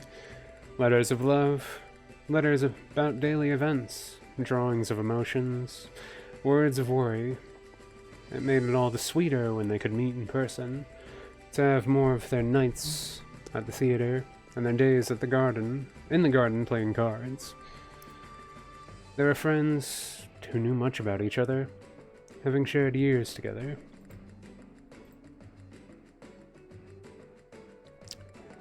They shared about past relationships and their worries, and they shared their love. With tender looks and faint whispers.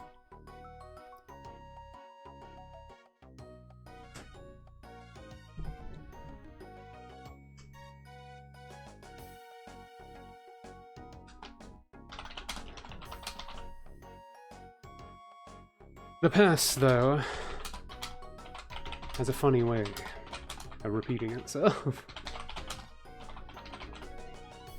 Always good.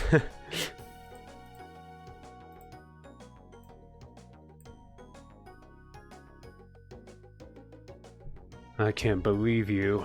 Maybe that was why hearing the words again made Claire's throat tighten. You're really like this?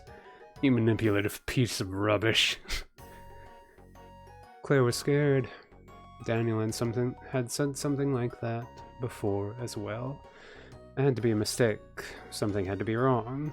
She cleared her throat, thrust her heel down, and brushed away the false claim.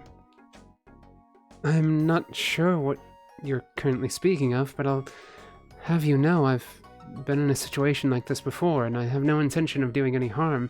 This must be some sort of misunderstanding caused by a lack of communication, or a bit of bad knowledge. Surely we can come up with some sort of understanding just like we always do. We've had some fights before. Now you've never yelled, so... Stop! As Claire rambled out her words without taking a breath or pause, Vaughn's face twisted in greater disgust. I can't believe my sister liked you. My family said you'd be good for me. Don't make me laugh. Don't you dare ever show your miserable face to me again. Vaughn left that day, and Claire gazed at the recently cut down trees in her garden. They were growing too large, and the roots were starting to ruin the foundation of the mansion. Her mother said such things happen. Those that used to be admired, but then became overgrown, need, underline, to be cut down. If not, it risks harming the house. She gazed for a long time. The stumps were fresh. Sawdust settled against them. What if her life only amounted to firewood? She stayed there that day in the garden, till the tears began to run down her face, till the sunset. Did you really think I could ever hurt you? And then more fun thoughts. I like this, man. It's sad. The story's sad.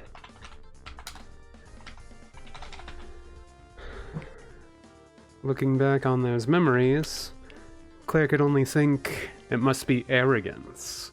She lacks experience, she has trouble making eye contact, she fidgets too much. When speaking to someone she knows well, she has a problem talking too long without getting to the point. It was always her fault. She is disgusting, and she must apologize. Even if no one is at fault, people will feel better if she says sorry. She must be someone else, so she can be loved. Normal thoughts.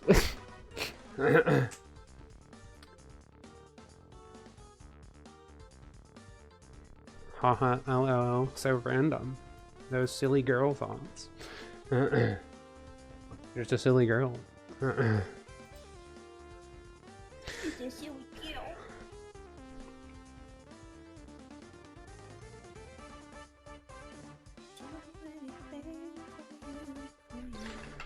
In hindsight, no, she feels like that already. Claire knew having such thoughts would lead to further situations. Though who would reach a hand out to her? Who would help? Her mother told her to keep trying. Her mother told her love was not easy. Even her mother told her she had to try. She had tried a few times herself. She had to keep trying. Negative thoughts would not serve her.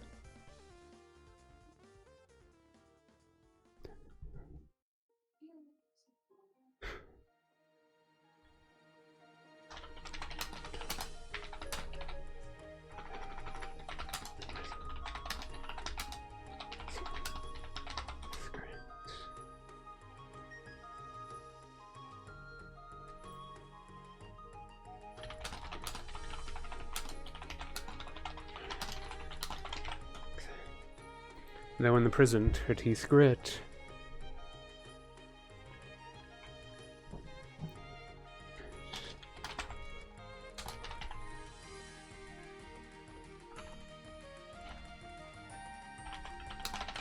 For back then, she did indeed keep trying. The third time, Tony A. Conwell came to Claire. It was the worst one yet. Tony was married to a count from another country. Another county? Countship? I should say countship. Countship.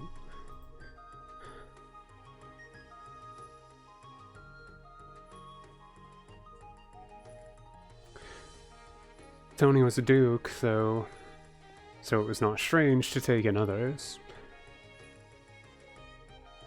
Though not strange, it was usually more common to keep one significant other.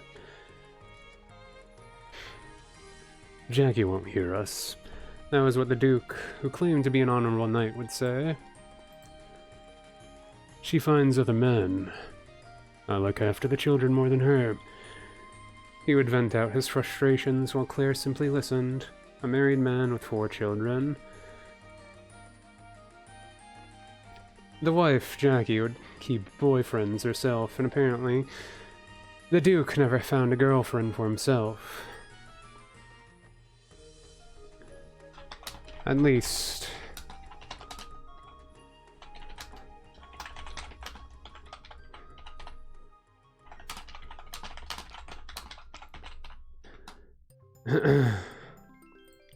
Gotta make that hurt worse.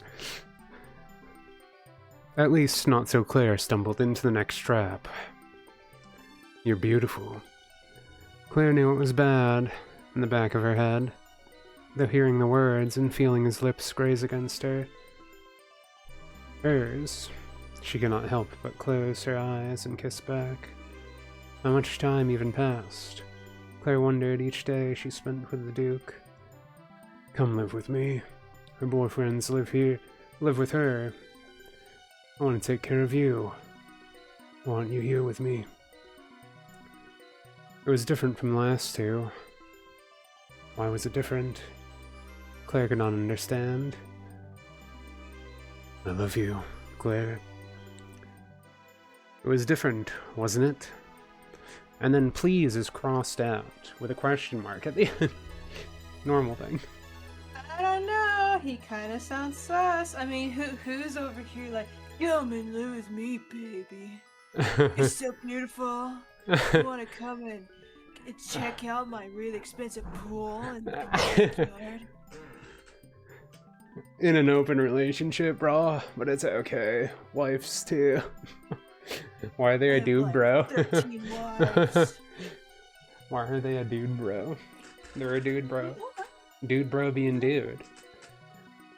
It'll be like totally gnarly. Like, come on, come to my pad. I was on MTV, the pad. I was on MTV. They call me the Duke of the North for nothing, yeah. No. They don't call me the Duke of the North. They're not the Duke of the North anyways.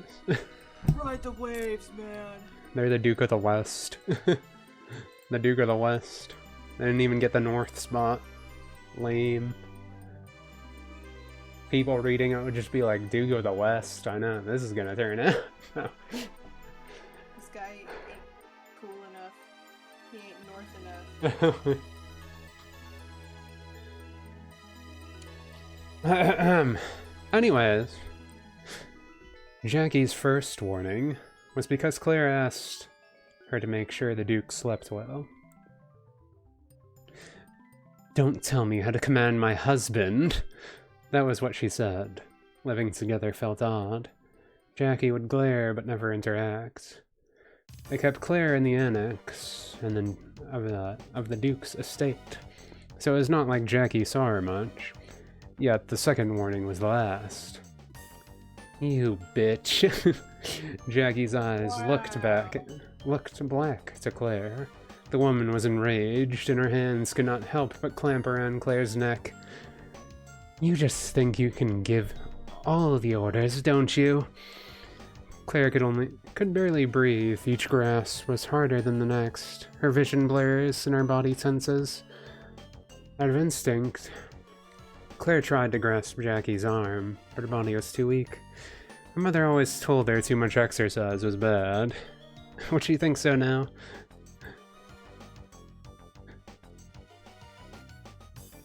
those little subtle hints that maybe the mom was a little sus too.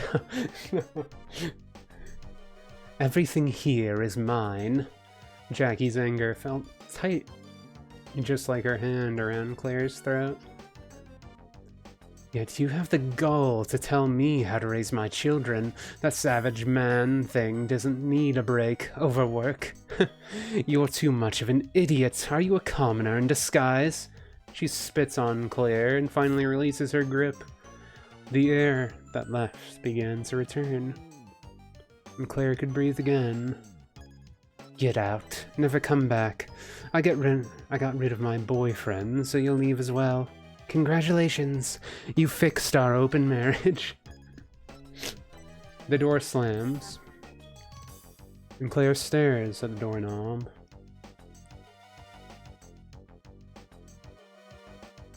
The gall. The gall? The gall. Yeah, that works.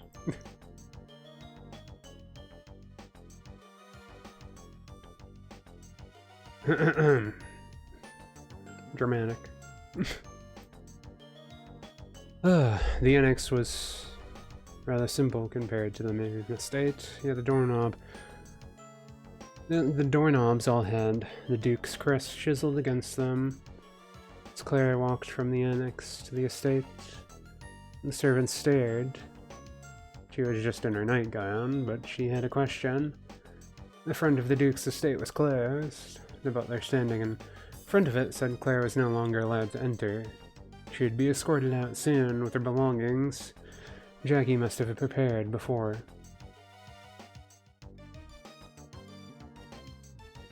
There was nothing to defend or refute. Somehow, this time, it didn't hurt as much.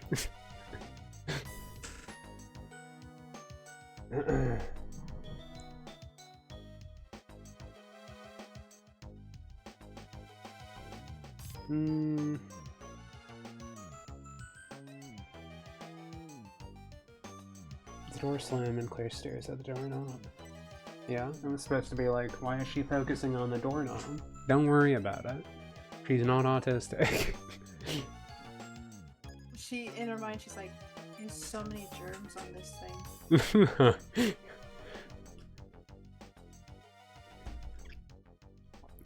It was just supposed to be part of the thing where she doesn't make eye contact, but anyways, Claire turns on her heel and begins to walk to the front gate. You're welcome. The feeling was different now, hollow. The void Claire so wanted to fill seemed to only grow. At least it didn't hurt. Normal thoughts. A fourth happened after, then a fifth. How many times would it happen? Claire could feel it weighing on her, yet she longed for a place to belong. Somehow, trying to belong ended up making her feel more out of place.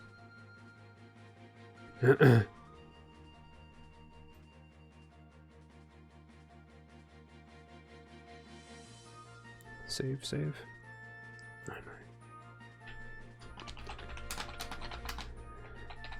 Finally, back to the present.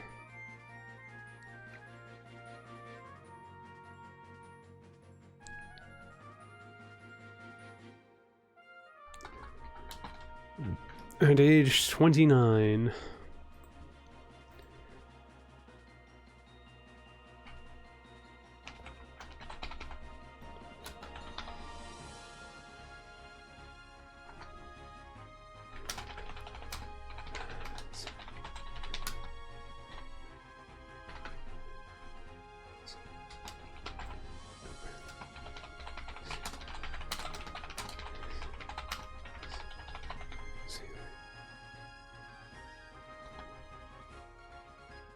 okay, there we go.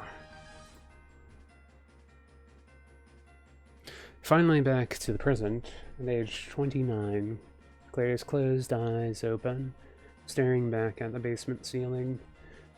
Her memories of the past simply hurt. Did learning more help?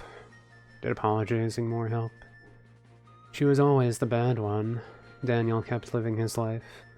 Vaughn got back together with his ex. Tony stayed with his wife and children. Darren ran away. Seth wanted to just be friends. Jack's father passed away, and he found someone else in his hometown. Lucas stepped away before they got too close. I'm just sick of being alone, even in my own home. Staring into the darkness of the basement, Claire holds on to her shoulders to embrace herself. As I get older, all my friends get busier. Busier? They get busier. LOL. So quirky. She's friends with a lot of bees. That's why they call me Sunflower. No. I'm lucky if I see them once a month. Mother has grown tired of waiting. My mother told her that she needed to find a husband and have at least 2 children, one to inherit the countship and another to inherit the husband's title. However, instead of courting a mate, Claire lies in a basement. Basement dwellings were a simple blanket on the ground, table beside it, a few pillows spread out. A quiet place to read, a quiet place to think. However, her parents had changed, as her old life blended into the new one. They're not as loud as often, but still. She's useless. Claire could hear her father's voice from upstairs. Of course I love her. It doesn't mean she isn't useless. He was talking to someone else, probably her mother. Claire's father was always far louder. He ran a few successful businesses to help maintain the estate's coffers.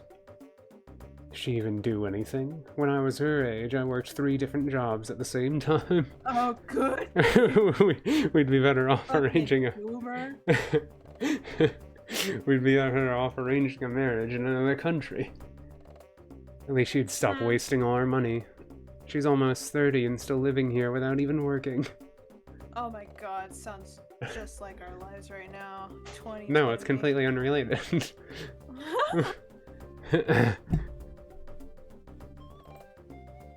This story is not about you, the girl reading this. It's completely unrelated. Well, joke's on you, I'm not even reading it. I'm drawing. Yeah, you're listening to the audiobook. No. Yeah, I am. I'm getting a free audiobook right now. Claire's hands tense against her arms. An audiobook with free commentary. There you go. It's like it's all a lot. It's not like it's a lie. That's just the love I deserve. Useless. Normal thoughts to have. At the very least. When Claire's father left, she could hear her mother shush him. Mother understands, at least a little. Just like my own mother, hugging herself tighter provided some comfort. He's just upset because of money. The businesses are doing well, but Mother told me things have been tighter in the estate. The time ticks away, and Claire closes her eyes. Sleep is a respite. This is in the present tense now, so we need to make sure that's correct. Why is that not changing? Clicking the thing, there we go. Sleep is a respite. The dreams, Claire.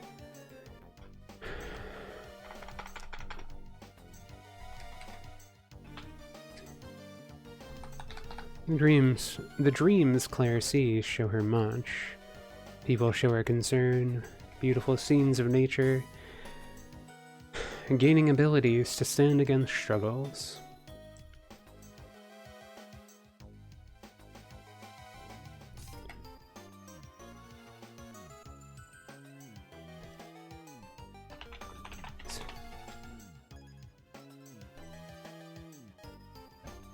Suddenly gaining ability.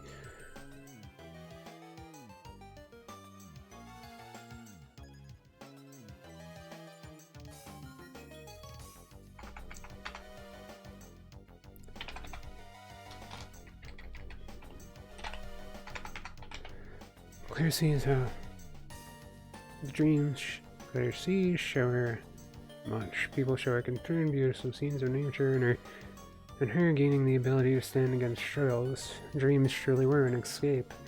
However, Claire's eyes open to a new day. Grinning.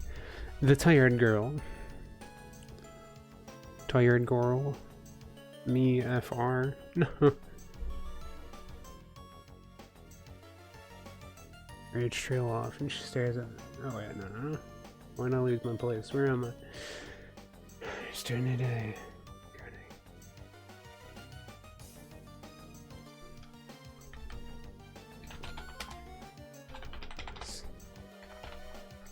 Groaning, the half-asleep girl rubs her eyes.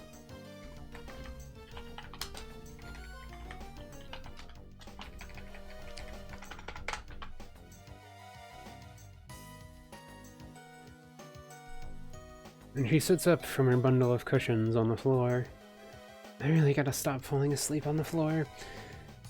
Her words trail off as she stares at the black stone walls of the basement.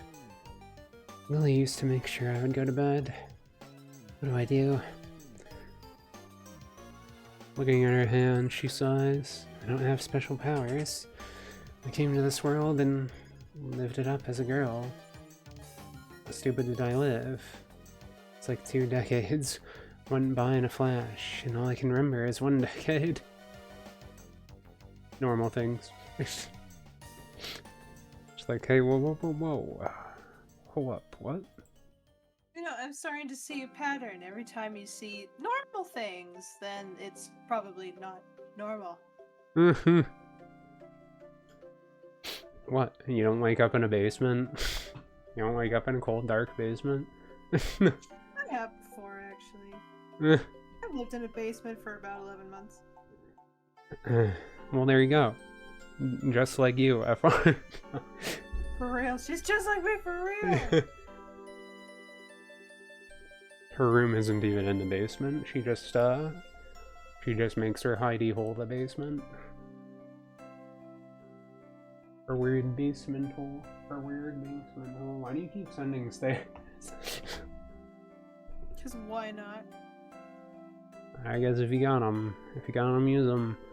Or something like that. I don't know.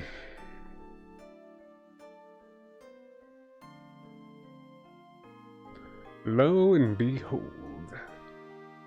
Claire's eyes are what do not there.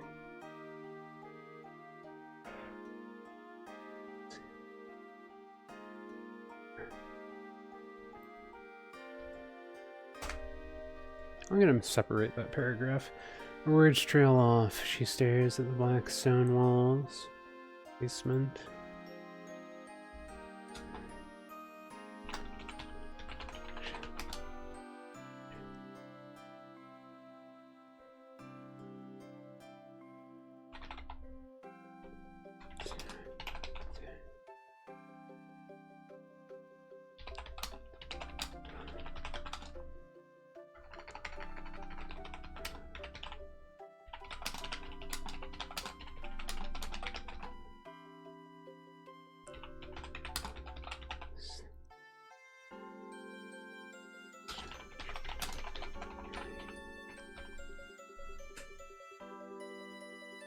Her words trail off. She stares at the black stone walls of the basement. Bookshelves surround her, yet her eyes cannot help but look to the black stone showing between. Lily used to make sure I would go to bed. What do I do?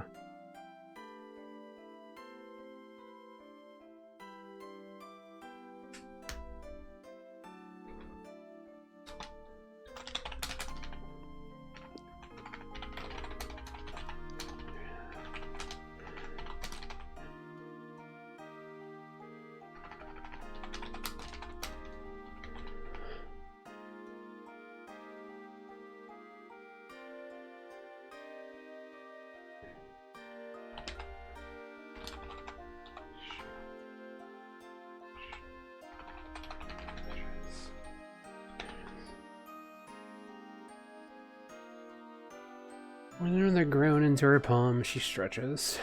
What do I do? Looking in her hands, she sighs. I don't have special powers. I came to this world and moved up as a noble. You don't wanna spill the beans too much. How stupid did I live?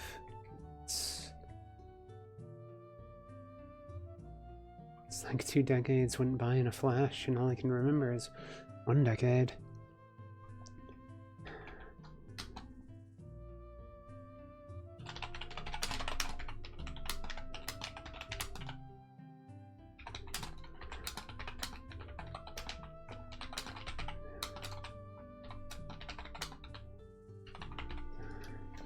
I want to add in a little more movement to make it feel a bit more dynamic. Picking the book up from her lap, she sets it down by her side. I'm almost 30. Claire's jaw clenches and she shoves her blankets off. Spent close to 5 decades acting like a teenager. And somehow I failed to make connections in both lives.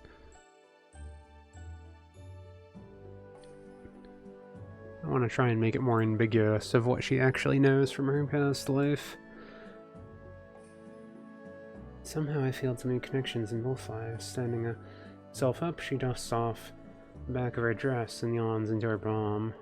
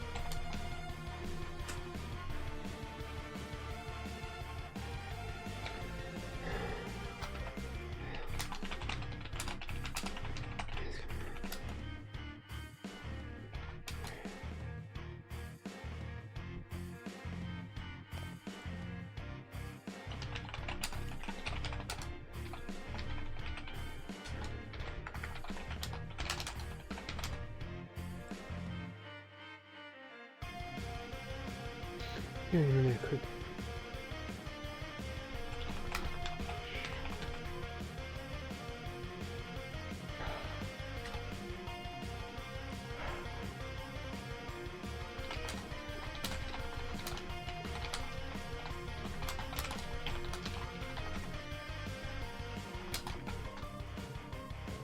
Okay, there we go. Changed a lot of those. Her sea of sky blue hair covers most of her face. One of the biggest things to adjust to. One of the biggest things.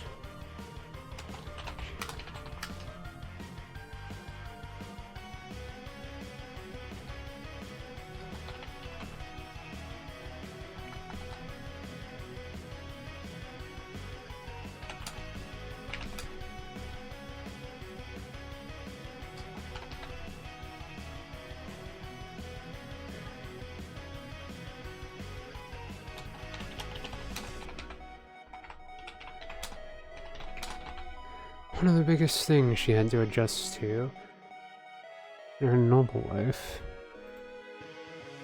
It's hair length, brushing her hair behind her ear. With little now, her bangs were a bit too long, not that she minded. She felt awkward when people would stare at her too much. Well, hair's good enough. Giving another quick tuck of a few last strands, she at least felt ready to move about.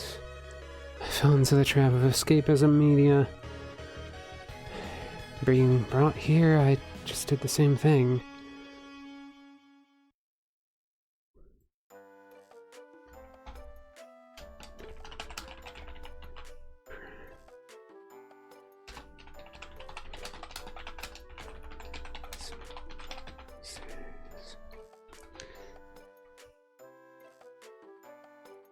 She frowns, looking to the basement stairs. I had some friends, but they're all busy with their lives now. What did I do? Spend money on pretty dresses to feel pretty for once? Sounds familiar. Sighing once again, Claire stands and walks. Oh wait, no, I already said she stood.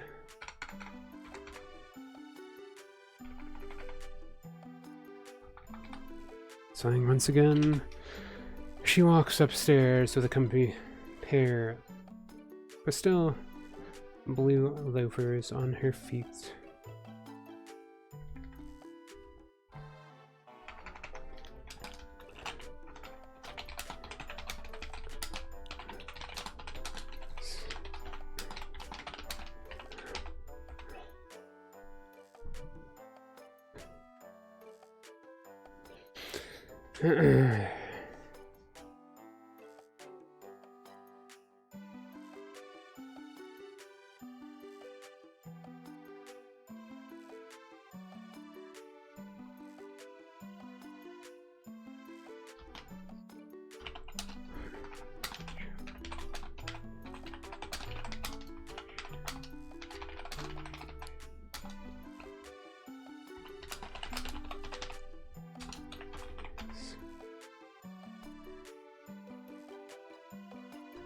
Do that for consistency.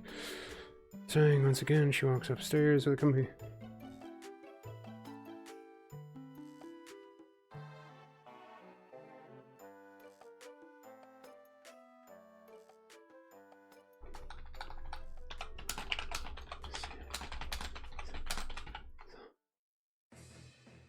And slips on a comfy pair of blue pastel loafers. They act well enough as slippers in the home.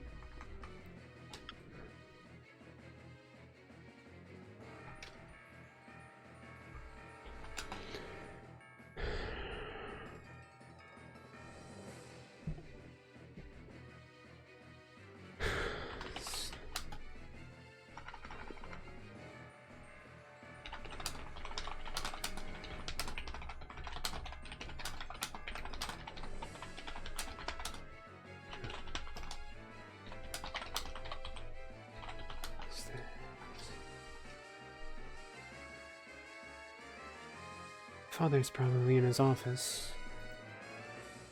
Mother probably left for one of those charity tea parties.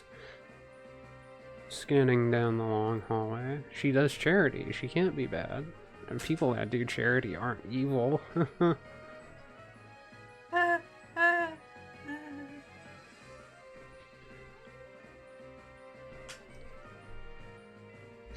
They help children out of traffic. That's what the charity's for. No. That sounds a lot like something else. children. Walking slowly down the hall, her eyes look at a few of the paintings of scenery on the walls and some of the empty vases on small pillars. Being in this world is different than all the other comics I read. Claire finally reaches the foyer and sees a few maids dusting off some of the vases.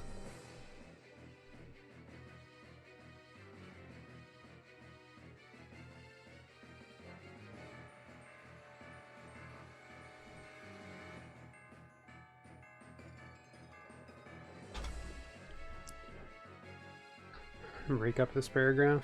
Break it up literally right now. Only one of my buddies had been proofreading this with me, so they left a few they left a few they left a few comments. They left a few comments. Not too many. I don't think they got, I think they went to chapter 3 or something. I don't think they read more. How do I turn that off? Go away. I also think I might skedaddle in like 20 minutes.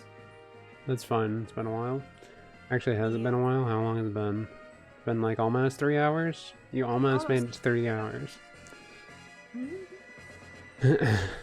You almost did it. You're almost there. And then I'll whip. No. Right, time to bring out the whip. Whip. Draw. Draw, wench. I'm giving myself breaks in between. I have not. I can tell.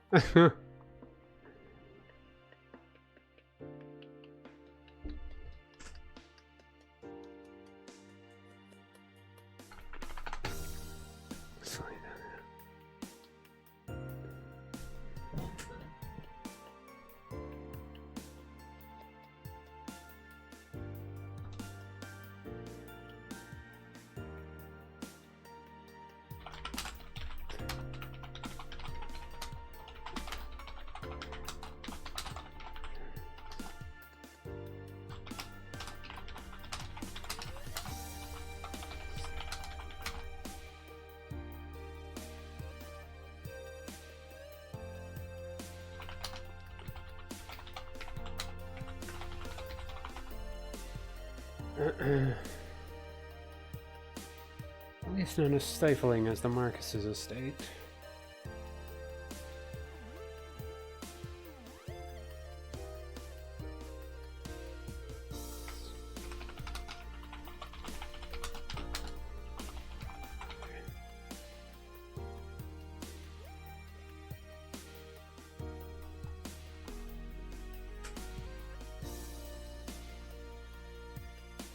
Okay. Claire finally reaches the foyer, sees a few maids dusting off some of the vases.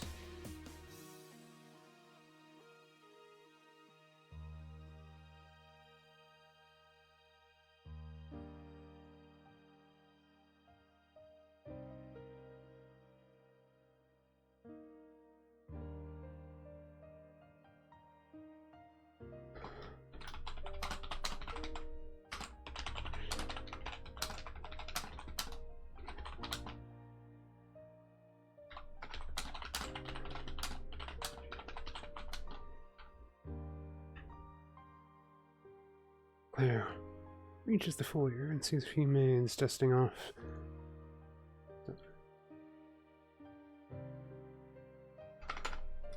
the vases. Part of her wished things were as easy. What was she?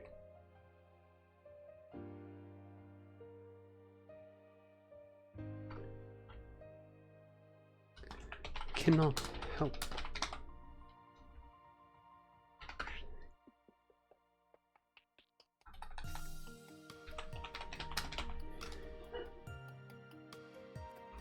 Gesundheit. That was my mom. Gesundheit. Pardon. That one. surprised you even heard it. Sees a few names, does he?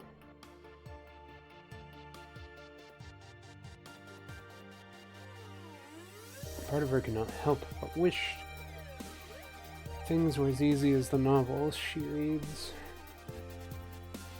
I don't have some attendant I can become good friends with. Nobility here is so different than what I expected. Is it because of the money troubles?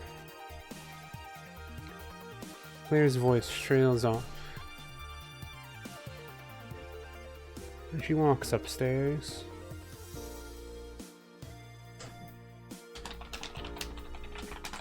To the second floor. Even the maids who help me get dressed leave right away. They're also professional. Nerd hump. Yeah, even the maids who hump me. I just spritz them with a spray bottle and then they go away. Bad maid. You know better, maid. I have no very good friend, maid, and you're not it. Bad. We're supposed to be very good friend, maid. That we've become roommates and own a little shop together, and it's totally normal. And not because there's any other inclination.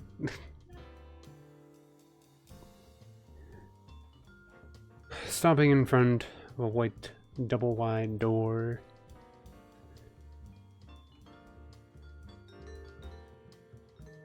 She pushes it open and enters what has been her room for the last 14 years. I guess I'll be 25 years in this world today, huh?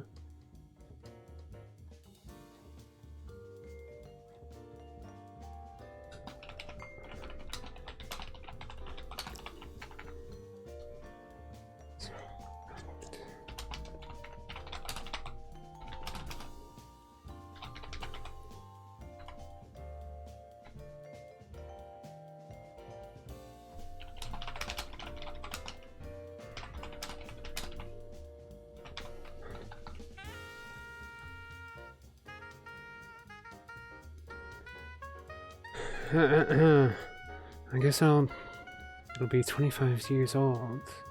I guess I'll be 25 years old, at least in this world. But I'll be 30, but I'll be in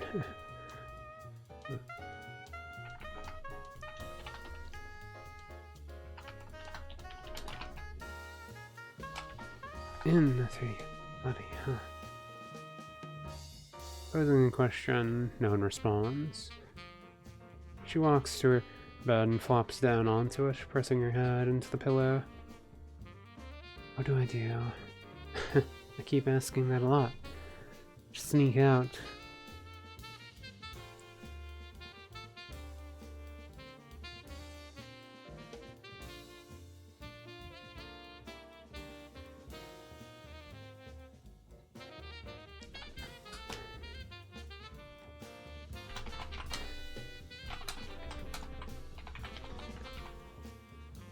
Yeah,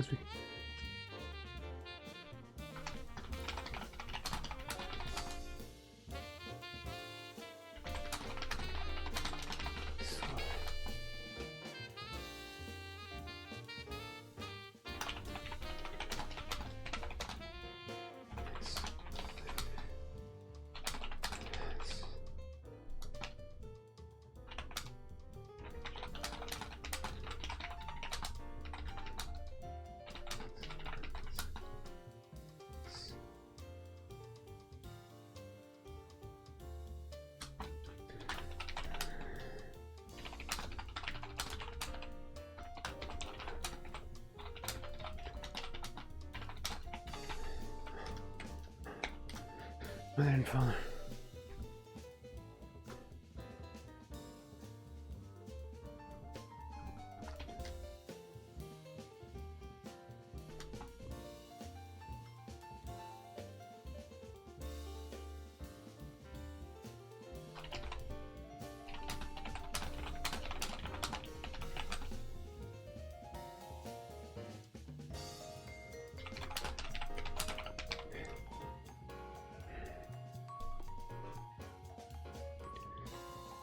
Mother and father always needing to be with me is such an old tradition.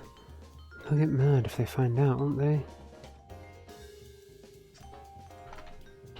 Or father.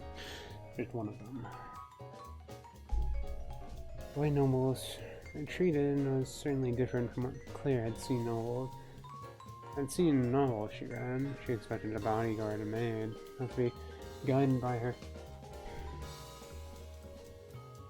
mother or father like a child. Yes, yes it is strange, isn't it, Claire?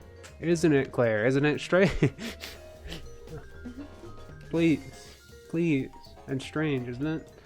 Like, no, it's perfectly normal. Damn.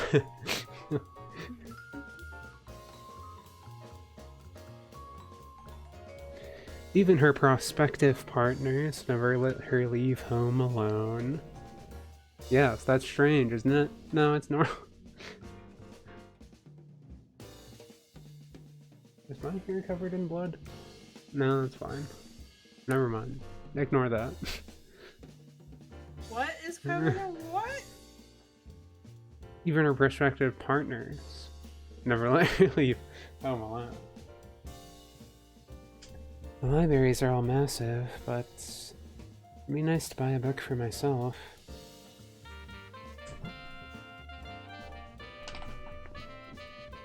All the interesting books seem to be kept in the offices I'm not allowed in. Playing another ground passer. Lips she turns over, staring at her bed curtain. I never really bothered to think about studying. I already did so much schooling in my first life. Though now that I think about it, Mom's mother, she can never call her mom, mother's the head of the house. Why didn't she give me books on things like economics or state affairs? Yes, why didn't she, Claire? Why didn't she do that? Why didn't she do that, Claire? I wonder that myself. Why did she not do that? Yeah, that was pretty funny. We taught her wrong on purpose as a joke. It is as a joke. It is a joke. It's funny. It's a joke. And then bang! The two large doors of the Emperor's throne room slam open, following it the clag of heels taps against the hard, glistening floor. The faint sway of a dress glides along to the beat. The woman making the racket finally stops. Before the stairs of the throne, she holds her hands delicately in front of her, just below her belly button to show some elegance. The light pink dress she wears, however, gives more of a childish air to the woman. The gown was soft lace for the hem, which just barely touched the floor, while the skirt of the dress is separated into 3 layers, each cascading into shades of subtly lighter pink. The jewelry the woman wears shines soft purple to match her vibrant purple eyes, that seem to gleam just as eagerly as the jewels. With gloved hands, she politely curtsies before the Emperor, still wearing a soft grin on her lips. This little son greets the morning sun of the Empire. Her voice has a playful tone to it, yet a knowing maturity lingering behind it.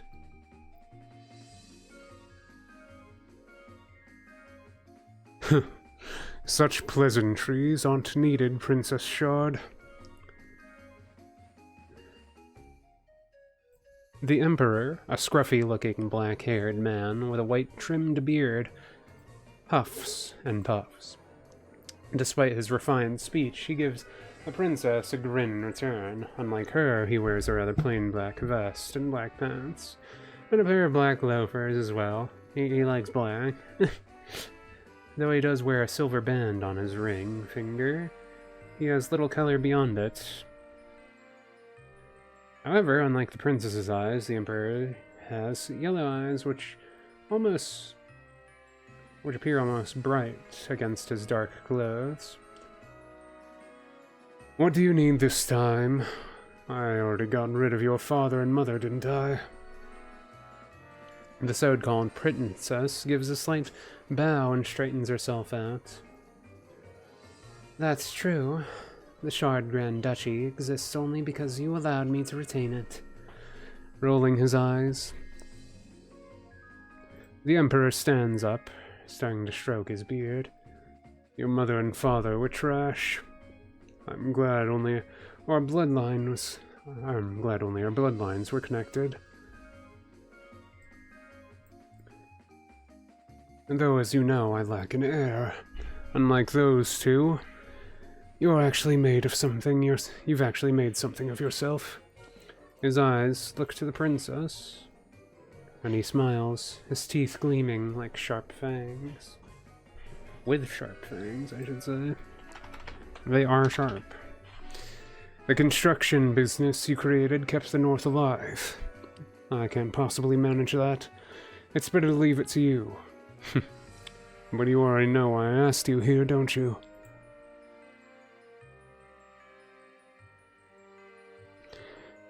Shining her toothy smile in kind, the princess's teeth turned sharp.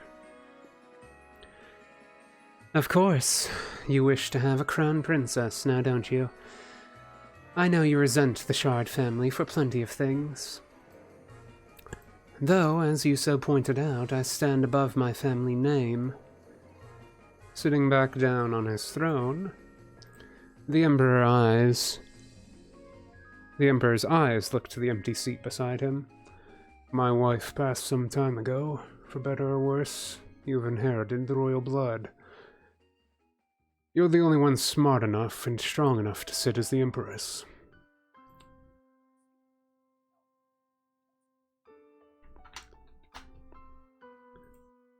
As the Empress. He strokes his beard again, closing his eyes. Elizabeth, we are simply cousins. For you, being detached from your family is most likely for the better. I lost my fated one far too early.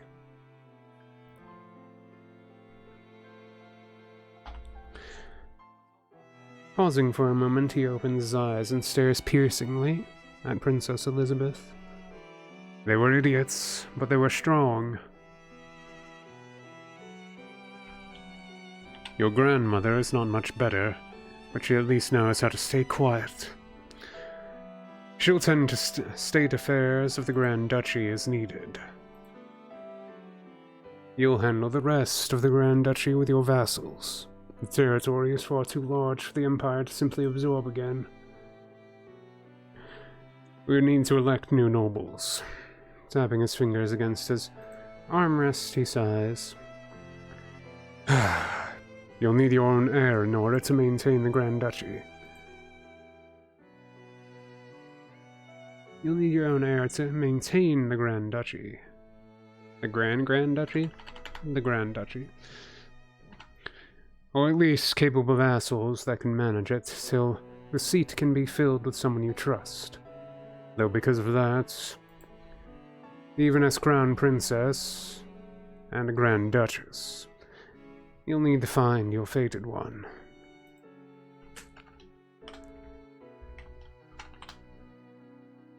The Emperor coughs into his hand and stares at the floor, dejected. I don't know. I think I'm ready to skedoodle. Skedoodle skedaddle. A skedoodle skedaddle. Your fingers now noodle. My fingers are indeed now noodles. I'll find someone here to sit with you. Eat dinner. Alright. I'll talk to you later. Okay. Are you gonna keep going? Keep working? I'm going to finish this paragraph and then stop. Okie dokie. I'm at his eye then twitches. Well, I'll pop out, but thanks for having me again. I got pretty far. I think next time I'll work on the line art for the background, and then the full line art should be done with some few tweaking. Tweaking? Tweaking?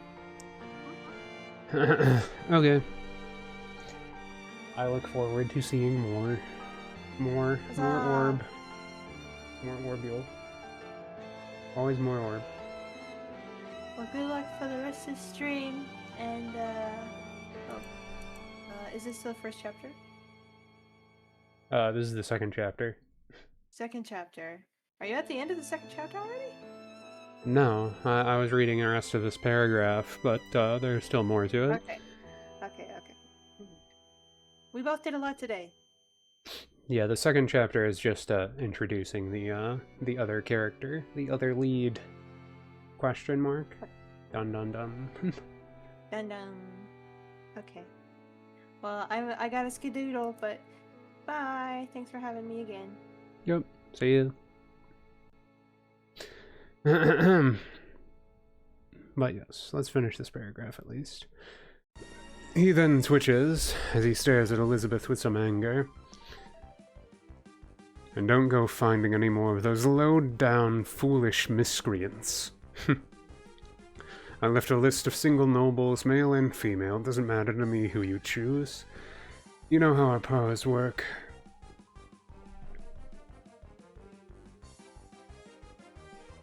Then she like, they is Futa? Question mark? No. Nuzzling back into his throne, the Emperor waves off the princess. You need not take the Thos family name, though do so if you wish. I have nothing further to say, so less anything else, scurry off.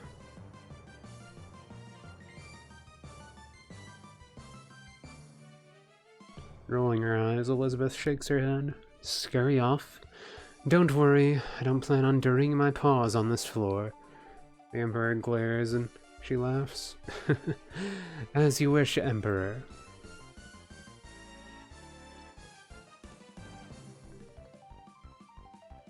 I have my most trusted vassal, Tasha Black, managing the Grand Duchy while I'm away.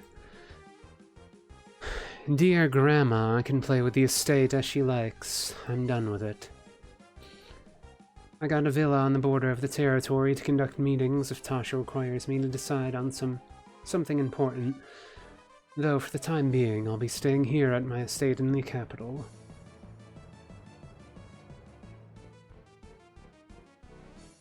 He nods, and she nods back. Elizabeth then exits the throne room. Grand Duchess. The maid by the door of the throne room bows to Elizabeth, looking expectantly. With a cheeky smile, Elizabeth ruffles the maid's hair. It's Crown Princess now. When we're in public, make sure to remember, unless I say otherwise, dear Amelia. The disparity. The maid bows, and as Elizabeth steps forward, the maid lets her take 3 steps, and then starts to follow behind. I finally got rid of my parents. Of those horrible ladies-in-waiting. That useless trash, too. I'm 1 step closer. Looking back toward Amelia, the Crown Princess waves her hand to the left hall as they walk past it. We won't be leaving just yet. Let's go to my office. Cover for me as usual. I need to stretch my legs. Amelia gives a quick nod and walks close to her mistress's side. Yes, of course, Crown Princess. I will let none enter till you return. They both give each other a knowing soft grin and make their way down the right hall. And then we swap back to Claire's point of view. I think we'll end there for now. I just wanted to finish off that part at least. So for anyone who popped in, thank you for watching. I'm happy that I'm getting more of this proofreading done finally. It feels nice to be coming back to this story and actually be working on it with someone else being there, I guess. Makes me more motivated for it. Seeing some art for my character is always nice. Hopefully we can get some more done here. Probably not tomorrow. Tomorrow I have a tabletop I do in the morning. And artists usually free in morning, evening time, so we'll have to see how that works out. Probably gonna do it again Thursday at least, though. Unless something comes up. We'll figure that out. I would like to keep streaming more again, so I might try and stream on Wednesday anyway. Whenever I'm done with the tabletop stuff. I might start working on commission, because it seems like someone wanted to commission me. Not sure how that'll go. We'll have to see about that one. But for now, I am gonna go do things. What to do? I'm just like my character, FR. I'm just being, I don't know, dumb. I'm being dumb. Someone stop me being dumb. Stop it. I don't know why it's happening. Anyways, I'm gonna go. Johnny.